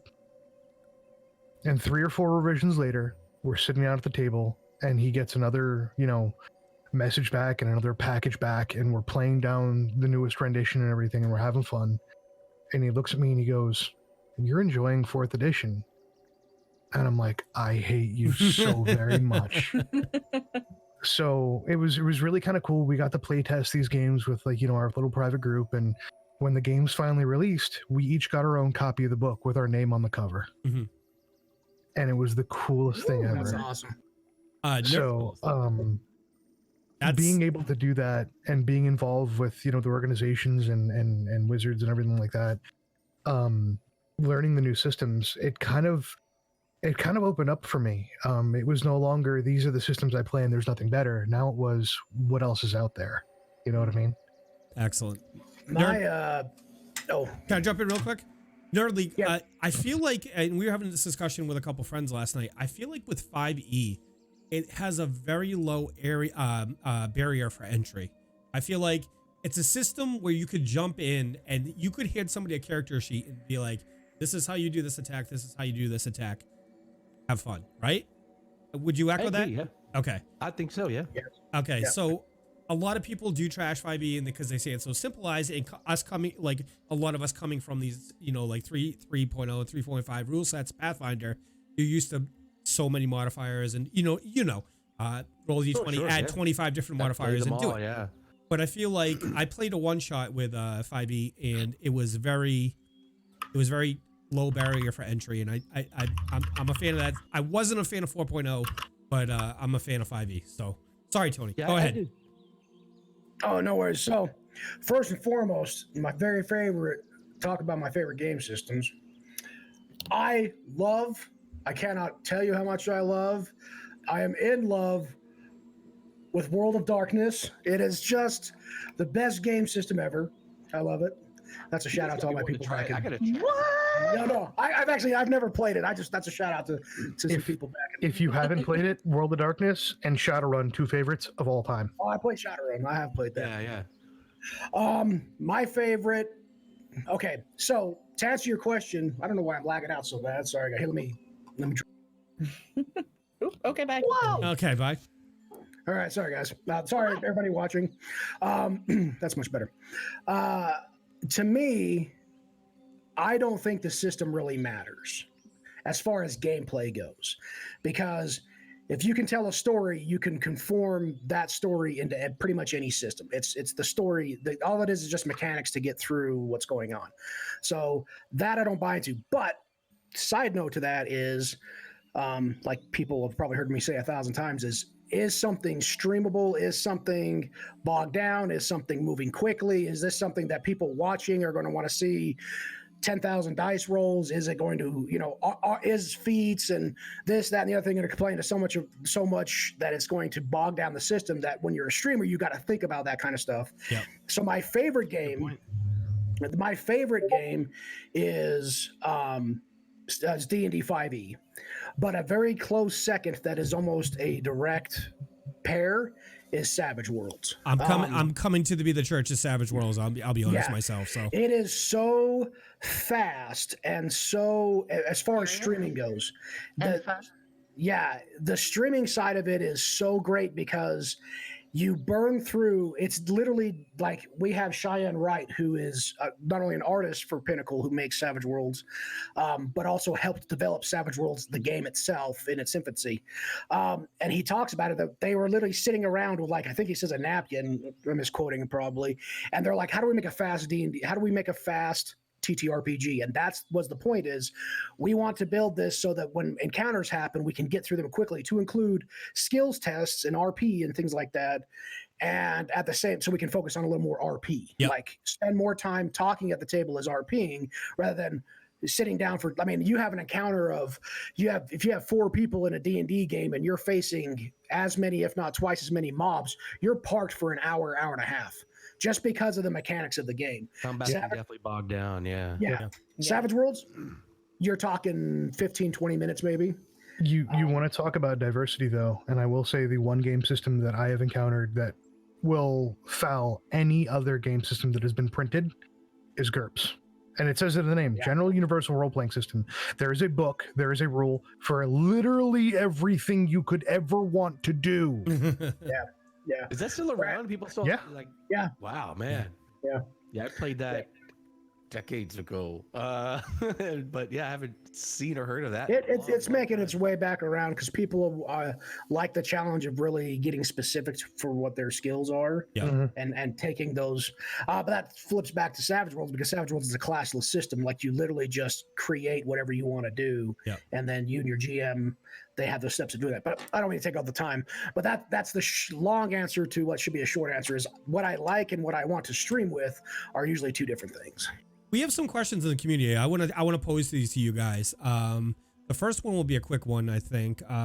So the first question was coming from the Dice Tyrants. It's what are you most excited about the new cyberpunk game you're running? And the thing I'm most excited about for that game is that I've had a story in my mind that I've wanted to tell for like 15 years. So getting that out and having these guys play it is going to be amazing. Jack, do you have any quick thoughts on what's you're most excited about? I am a massive cyberpunk and Shadowrun dork, and to be able to jump into a futuristic setting and play something like that is like totally in my wheelhouse. I can't wait.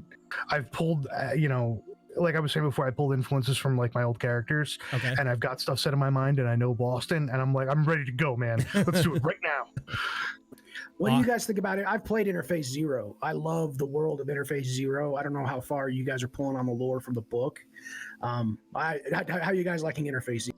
Well, haven't played it. I'm building the campaign, right? We built Jack's character, and Jack did some testing, and that's why I'm starting to fall in love with Savage Worlds because it's a really good system, and we've been I'm so excited. You guys have no idea. I'm like, yeah. I'm like, we had an Interface Zero Savage Punk game and Savage Punk. Wow. I mean, that's a thing, right? Yeah. Savage Punk. Yeah. Brandon Savage, brother.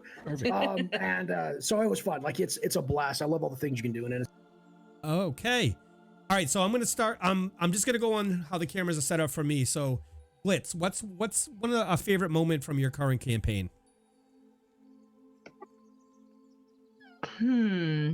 Well, I shared the tentacle one, and that wasn't even one thing I did. But I actually have another tentacle one last night on Aether and Steamworks. I'm seeing tentacles keep coming. I don't know what's going on. I think it's just you. Hang out with us at Dice Tyrants. It's not just me. So I'm playing like an alchemist in Aether and Steamworks, which is a game Tony's played. But so it's basically a mage that has to use reagents for everything. So it's a little bit like Full Metal Alchemist, and then like a little bit not. But I critically failed, and I was actually trying to pull poison out of soup in a very mundane day-to-day. I'm like, oh, I will be helpful. I shall pull poison out of the soup. Well, I critically failed and somehow turned the soup into like a writhing tentacle monster that like tried to kill us all. And I'm not sure like it was a positive moment in role playing for me, but it was certainly impacting and entertaining, if that counts. That's amazing. That is amazing. All right, Gamer Llama Luna, what's your favorite part? Or a moment. A moment. Well, my favorite part is everything. I think my favorite moment was when Yeetabrix was born. It was the first time that I really like stepped out of my comfort zone as a player in this game and was like, you know what? I'm just, Mike keeps saying, just go for it, just go for it, just go for it. So I'm going to go for it. And we were in this very large room. We were fighting a Quasit, and a Quasit. It's a little little creature. Sort of. Yeah. Demon. Okay. They fly. It's not like a speech impediment. Oh, Yachts just showed up. Oh, he's in chat. So Mr. Plow. We were fighting. Yeah. So and Decider says, now I'm in the closet. Oh, he's out of the closet. Come on. So anyway, this character, this Quasit is flying. We're in a room that has a couple of sets of stairs and like a staging area, like a stage area. And the Quasit is like another 10 feet or so, 5 feet above the stage area. And so I'm like, well, my athletics check is really high. I'm like, I'm going to see what happens if I can do this. So I'm like, I'm going to take my turn. I said, so Mike, I'm going to run up to the stage. I'm going to jump up onto the stage. And then I want to jump from the stage up into the air and attack the Quasit while it flies with my short sword. And everybody went, oh my gosh, this is happening. And so I made the roll to get up onto the stage. I made the roll to jump up to attack the Quasit, like literally like was like dead even with it in the air, missed the attack, and then made an epic landing. I was like, okay, well. So I like to encourage my players to try epic things, because epic fails and epic success are just as good. So yeah, they really are. They really are. And her and a characteristic of her character came from that whole thing. It's a thing. Yeah. She's Yeetabrix now, so. Yeah, that's actually the merchandise that we have has the picture, the illustration that that I had done actually. Ty, who's in our chat, did it for me, and it's the picture of her, and it says Yeetabrix on it. So, all right, Gunner, Cykl0neJack. I'm so used to calling you Gunner now. Nah, it's all right, man. I don't mind. Gunner kind of fits, man. Oh, look, big, bulky Norse guy. Yeah, all right. I guess that fits, huh? So favorite moment in the campaign. I gotta say, they're tied. There are two of them. This is why we burn our dead. Okay. And naked man hugs. Naked man hugs. Naked man hugs. I've only watched you guys twice, and there has been, I think, maybe one of the man hugs wasn't naked, but I do recall getting it. You were in a bathtub. Oh, it's pretty often. Bathtub and had like a nice moment. That was like the first time I'd like popped in. I'm like, what am I watching? Sorry, not to like go off the story, but I remember that story. We're gonna switch to our new provider, P Hub. Just So the naked man hugs thing. Now, a brief background for you guys that don't know: Gunner is not from the land. He's from a Norse-inspired Viking land, and he does things very literally. Very purposefully, and showing affection and stuff like that, and being proud of someone is very to the point. And being naked's no big thing, whatever. And he was very concerned about Decider's character, Davdathos, and he had thought that he wasn't 100% there, and he wanted to encourage me. He wanted him to feel better. So after everything was going on, it was naked time, and he just rolled right on up and just hugged him bare ass naked. And Decider and Davdathos is like sitting there like squirming, going, "Oh my god, what have I done? Oh my god, just get him off me, please! What's on my leg?" It was and Naked Manhunt was born. So Yeah. Yep. So that's Beautiful. a thing. all right. In the interest of time, Jack, I'm going to move on to Nerd League. Oh boy, yeah. This is one of those, like Luna said, this one questions because you have so many amazing moments. And that's the beauty of the D&D and the live thing is that you set out these scenes, you set up these situations, and no one has the first idea where the hell things are going to go. Right. From feet stuck indoors to players half orcs doing seduction hakas. Yeah. Oh, That sounds pretty epic. Yeah. Well, the super short version of that, because this is my very favorite, but the super short version is Details. it was this combat where they came upon the scene where they were rescuing a guy who was getting beat on by this half orc, and one of the half orc members of the party during the came out to this. She's like, "I'm going to have relations with that orc." Can we, is this mature rated? Can I drop bombs on here? Yeah. have relations. I'm going to fuck with that orc is actually the language that was used. And so during the combat, as things are going badly for the orc side, they were trying to get them to surrender so we didn't have to be a big bloodbath. And the female half orc in the party decided, I do the seduction haka to convince him to surrender. It was a pretty amazing thing. It was the roll. Did they make the roll or? She actually did make the roll. Couldn't find out. I said it was one of those things where and through generous use of inspiration, it actually got hit after several of them. Got hit. In the middle of a combat, they are going off, and I'm like, what do you like? What do you do as a DM in there, right? You're like, you gotta, it's fine, fine. But as a DM, you want to promote those fun things, right? Absolutely, Right. so you let it happen. But I will tell you one other thing we did, which I thought was super fun, that I super encourage everybody to do in their game, is we had a night at the opera where the players, it was this thing where they had to go to an opera to meet a contact. And what I decided to do was, for that night, I was going to have the players completely, and I put this on them when this show started. I said, we're going to improv the opera. And I set the bard, and he set up the characters and set up the scene. And each person in the party played one of the characters in an opera that they literally made up as the show played out. And it was like, whose line is it anyway? Could you please stop giving Mike ideas? Yeah. It was the most ridiculous. I've already got a blonde wig and Viking helmet on the way. Let's fucking do this. It was the most ridiculous fun ever, because it's kind of horrible but also kind of amazing, and I cherish that. Yeah, you put your players in the spot and you make them just have to make things up. It's pretty fun stuff. All right, Tony, give me a thought. Pick a campaign I'm in. Too many. Maximilian Cast, he always says bonfire. I love the fact that I can get my slow down. Leonidas always saying this is not the way pleased to say. I love Leonidas, the fact that he can kick a skeleton's face in and gets a 35 on a D6 roll. I love the fact that Draven got kicked out of jumped through a window and got shot by two arrows, and then everybody made like this pseudo big deal, and almost everybody cried about it. And then his brother came back into the campaign and actually took his place, and then we had this big thing that went on with that. All right, cutting you off. That's too much. I can go on and on and on. That's it. You're done. All right, I got two. Stop enjoying all the things. Yeah.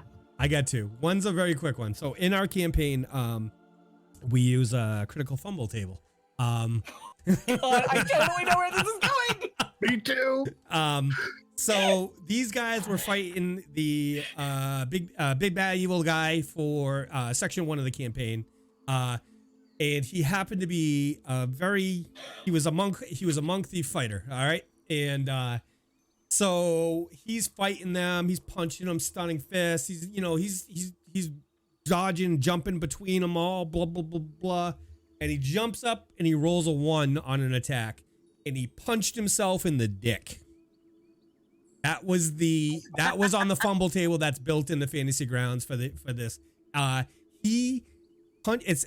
I think the little text from it is like he redirect the blow at his groin. It's like you're stunned for 2 rounds and then you got half movement for like a D8 rounds or something like that. Everybody was in tears. It was hilarious. Like I'm reading the description for the fumble table and I just start laughing and everybody's like, what? And then I read it and everybody it was epic. Absolutely dead. Oh my gosh. There's probably clips of it somewhere in our Discord. Oh God. We should find that. Yeah. There is. He reads it and he's like, and he goes to punch Gunner and his sword redirects off of Gunner's shield and suddenly he punches himself in the crotch and I'm sitting there going.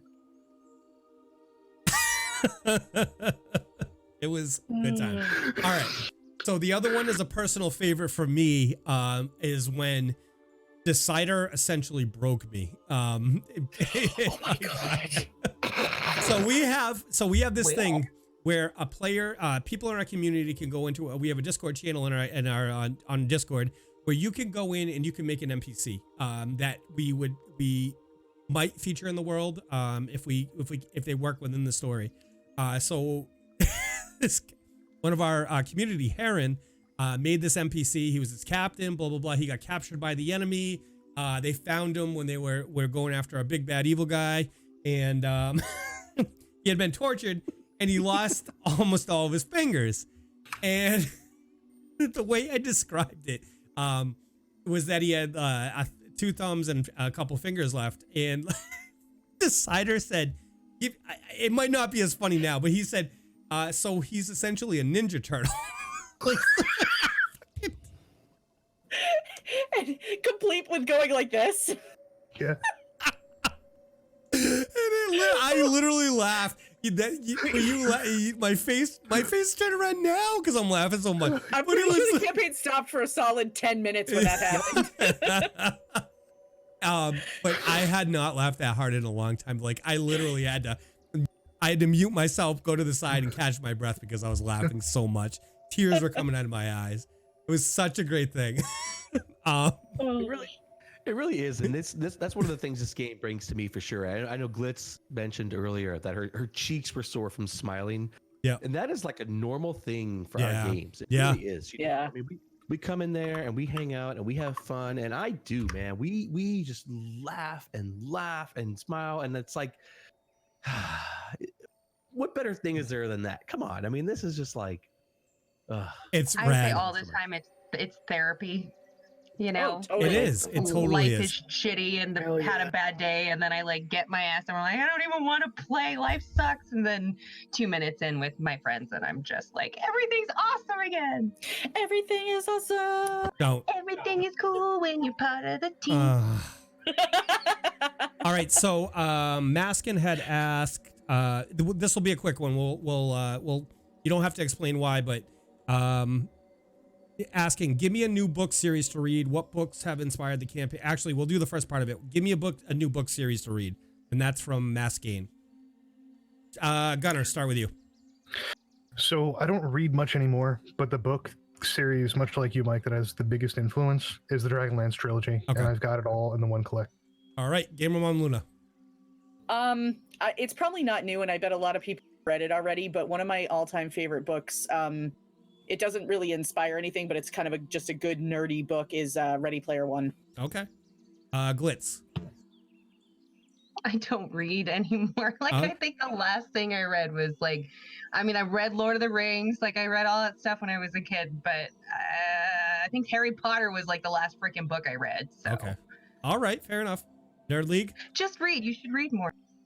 Okay. You should read more. You know, I'm a big fan, and if you're a player, this is harder. But I'm a huge fan, and this isn't a series, of course, but I'm a huge fan of reading the D&D books, like the new, especially the big books, right? I mean, I run games, so I can do that. But you can go on DM's Guild, you can go places, and most of my reading these days has become that, actually, reading modules, reading adventures, because all of those I think they're interesting reads, but they're also cool stories and stuff. So I would recommend reading D&D source material. Honestly, it's really good stuff. It really is. Awesome. Tony. First and foremost, it's a little bit older book, but it's the Darth Bane series for Star Wars. Read Darth Bane. It's an amazing story. Can't go any more detail than that. The Aftermath series from Darth Bane is also good. Also, Admiral Thrawn, his new books plus the old books, the new books that just came out. He's got a third one that's dropping in May. So the Admiral Thrawn trilogies are wonderful as well. Sorry, I had to go Star Wars for all you Star Wars fans. Hopefully, there's a bunch out there. But that's the bulk of my reading that I do right now. I'm actually doing the first 3 Thrawn right now. So. Okay, excellent. And then also anything that's Ari Salvatore. I mean, just start with the first book and enjoy the next 15, 20, whatever he's done. It's beautiful. So humble brag. I got a friend that played in the campaign that Drizzt was born out of. So that's awesome. Yeah, dude, it's so good. Yeah, that's funny. So I would say it's a trilogy of 3 books. It was one of my favorite characters of all time. Me and Tony have talked about this before. Time of the Twins, Test of the Twins, and War of the Twins. It's the story of Raistlin and his brother Karam Majir. Great series in the Dragonlance world. I love Raistlin, dude. Oh my God, he's who doesn't love Raistlin? Raistlin was cool, but I'm a Caramon guy. I get that. Yeah. So Dungeons and Dragons asked, I play mostly Pathfinder with my friends. Do you have any experience with that, and what's your opinion of it? I've been in a campaign of one or another that has been Pathfinder for the last 15 years. I love the system. That's why we use it on Tabletop Tavern 1. We're going to use it on Tabletop Tavern 2. But I am seriously falling in love with Savage Worlds because of the adaptability and the flow of the system. So, Gunnar, we'll start with you. Can you repeat the question one more time? Pathfinder, what's your feeling on Pathfinder? Pathfinder? I've really enjoyed it. Like I said before, I was a big 3.5 head, and I think Pathfinder kind of took that and refined it a little more, made it a little less min-maxy and a little more fun. Yep. And I've really enjoyed it. Fantastic setting. Fantastic rule set. Can I just copy Jack's answer? Okay. That's exactly how I feel about it. Okay. All right. So Glitz feels the exact same. Luna. So actually the Tabletop Tavern campaign is the first time I've ever used the Pathfinder rule set. But I also did play my intro to TTRPG was with D&D 3.5. So stepping into it wasn't terribly hard. It was just kind of like, oh yeah, my big issue is sneak attack. I never can remember when to appropriately use sneak attack in Pathfinder. I'm so bad. I have a post-it note on my monitor that says sneak attack on flank. It really does. And so outside of that, though, I've really enjoyed it. I find it to be kind of like Jack said, it's a little more refined version of 3.5. So I've really liked getting to play it and getting to know it a little better. Excellent. Nerd League.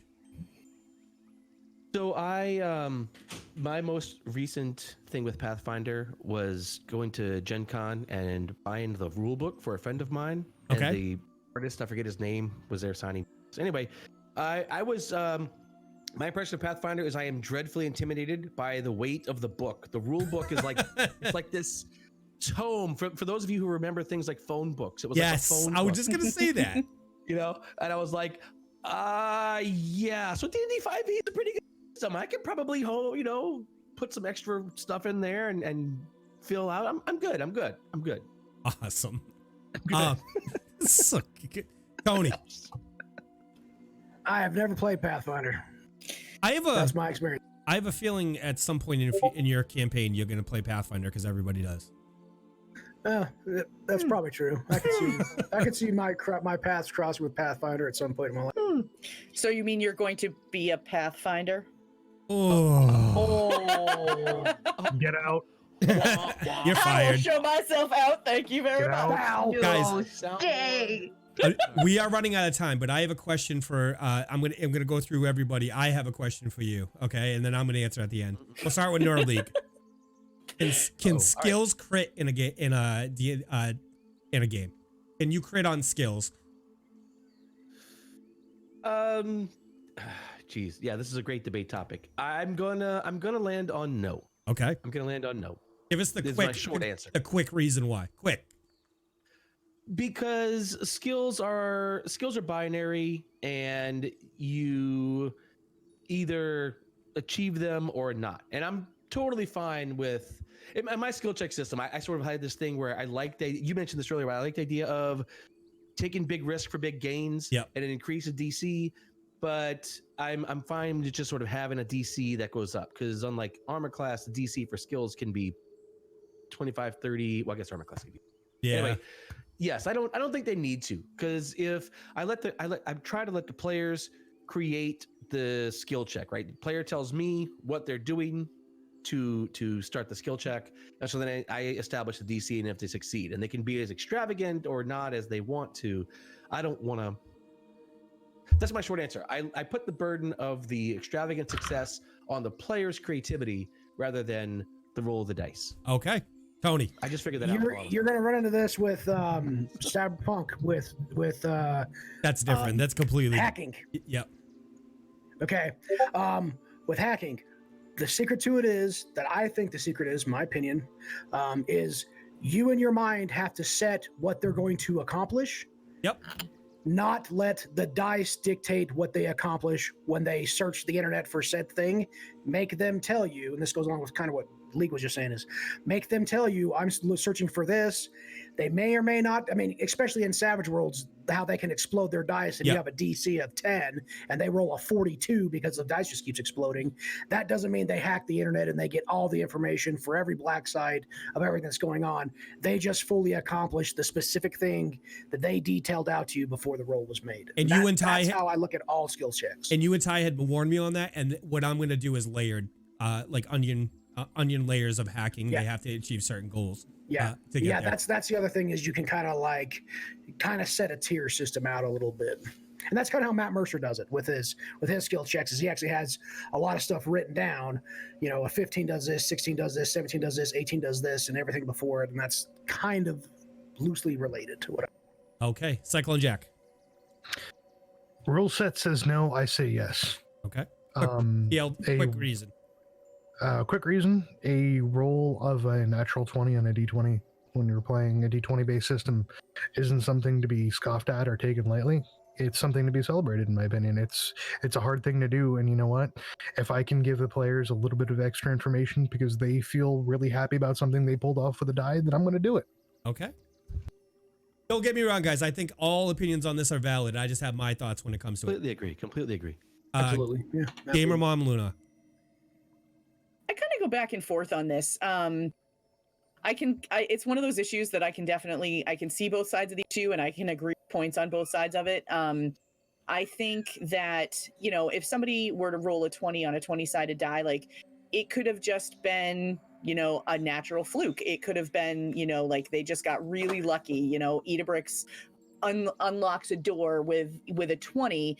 Maybe it's something that she shouldn't have been able to open, but holy crap, all of a sudden she just hit the right thing at the right time. And, you know, so in that regard, I think that yes, it should be, but for all the points that Nerd League brought up, you know, I can understand why people don't do it that way too. Excellent. We've got a guest on our show right now. Oh, it was my turn finally, and now I've been totally upstaged by the most adorable thing. 14-year-old G. So I did not know this was a subject of debate. It's a big one.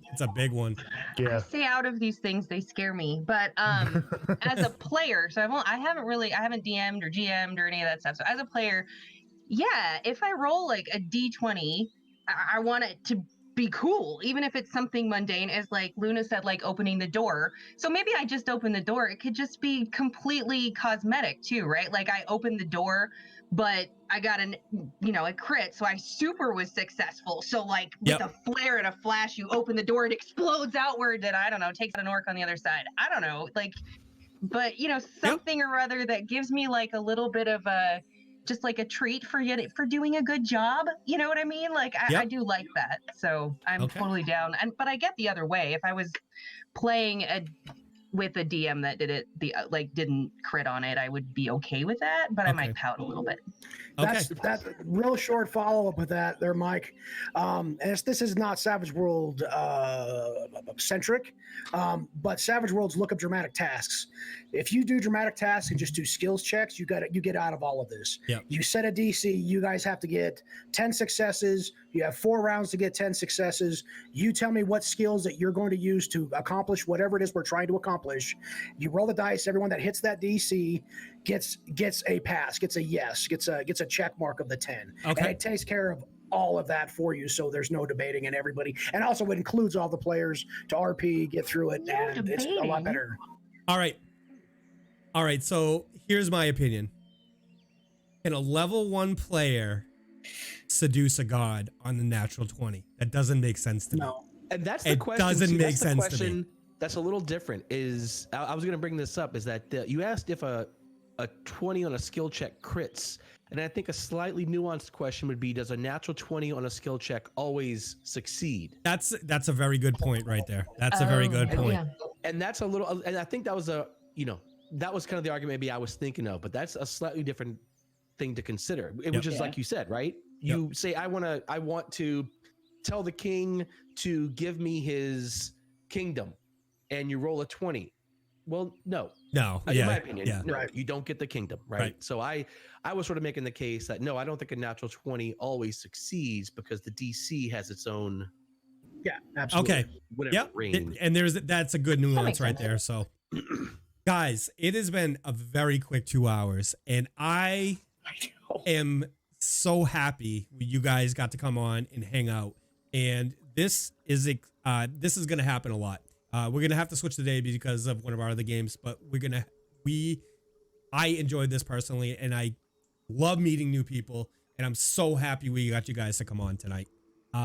So before we go, Nerd League Gamer, tell everybody where they can find you, when your games are, and give them your spiel. Yeah, sure. So I am DM Roy, Nerd League Gaming at all typical social media stuff. Nerd League Gaming, one word. Our main show is every Thursday night. Excuse me, I'm sorry. Every Thursday night, 8 to 11 p.m. Central at twitch.tv/NerdLeagueGaming. I also run an every other Tuesday game with the Grog. We call them the Grognards. That's sort of my old D&D buddies. Okay. So anytime you guys want to come out there and hang out with us, we would love it. The Thursday night games are really fun, and I know I'm biased, but it is my very favorite D&D stream. Be biased, brother. It's okay. Yeah. It's fun. It's good to take pride in your stuff. It really is. Yeah, and Mike, let me give you just a quick thank you, my friend. I absolutely have had a blast hanging out and talking with you guys tonight. I genuinely appreciate the invite. Thank you. No, thank you for being here, Tony. Real easy. I'm the DiceBarbarian on the Twitters. I'm also the DiceBarbarian on. Yep. I'm also DiceBarbarian on Twitch. Real easy.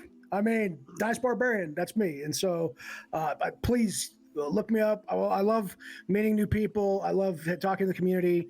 I engage in many conversations because I just love getting people just like this. I love talking to people. I love. If you're an artist, please hit me up because I love seeing your art and I love showing people your art. Yep. I think it's the most beautiful thing to have you play a game and create a character in your brain and with your friends and then be able to actually project that onto paper. That's a beautiful thing that needs to be celebrated as much as possible. So DiceBarbarian, that's me. And again, Mike, dude, this was a blast. I love anytime you need me, bro, let me know. I'll come by. I love it. Awesome. Glitz. I am Glitz0neJack. You can find me. I tweet a little, but if you follow and you tweet stuff, I will retweet the stuff. I learned that from Tony, just retweet. You make friends that way. And on Monday nights, not yet. Monday nights coming up, I will be in the Savage World of Darkness. Tuesday nights, I am doing Aether and Steamworks, all in the Dice Tyrants channel, so take a look for that. But really, any Dice Tyrant stuff you want to watch, we've got all sorts of cool stuff going on. And thank you for having me. This has been so much fun. I'm glad you got to come here, and thank you for jumping on in such short notice. I am sorry for the circumstances that got me here, but I am grateful to be here. Nah, we don't care about Mr. Plow. He's Canadian. Oh, sorry. I think Did you hear that, Yachts? Did you hear that? Here's my dad joke. Everybody. Cykl0neJack. So I'm of course Cykl0neJack. You can find me at Cyclone on Twitter, or twitch.tv/Cykl0neJack. I'm a full-time mech warrior and competitive streamer. You can find me there pretty much 6 to 7 days a week. I stream for about 3-4 hours at a clip, and I don't do role-playing games on my stream. I'm a strictly gamer kind of guy. But you can find me over on the How I Nerd channel every Sunday night and soon to be on Monday nights for Neural Nexus and the Tabletop Tavern. Excellent. Thanks for coming on, Jack. I too am also on the Dice Tyrants. I did not say that. James is going to kill me for not dropping. But I'm on Dice Tyrants. I do 2 shows a week. I make a bunch of noises and roll dice. Sorry. Luna. Come on. Hurry up, Luna. Luna. Hurry. We're losing their concentration. Tired of your attitude, Mike.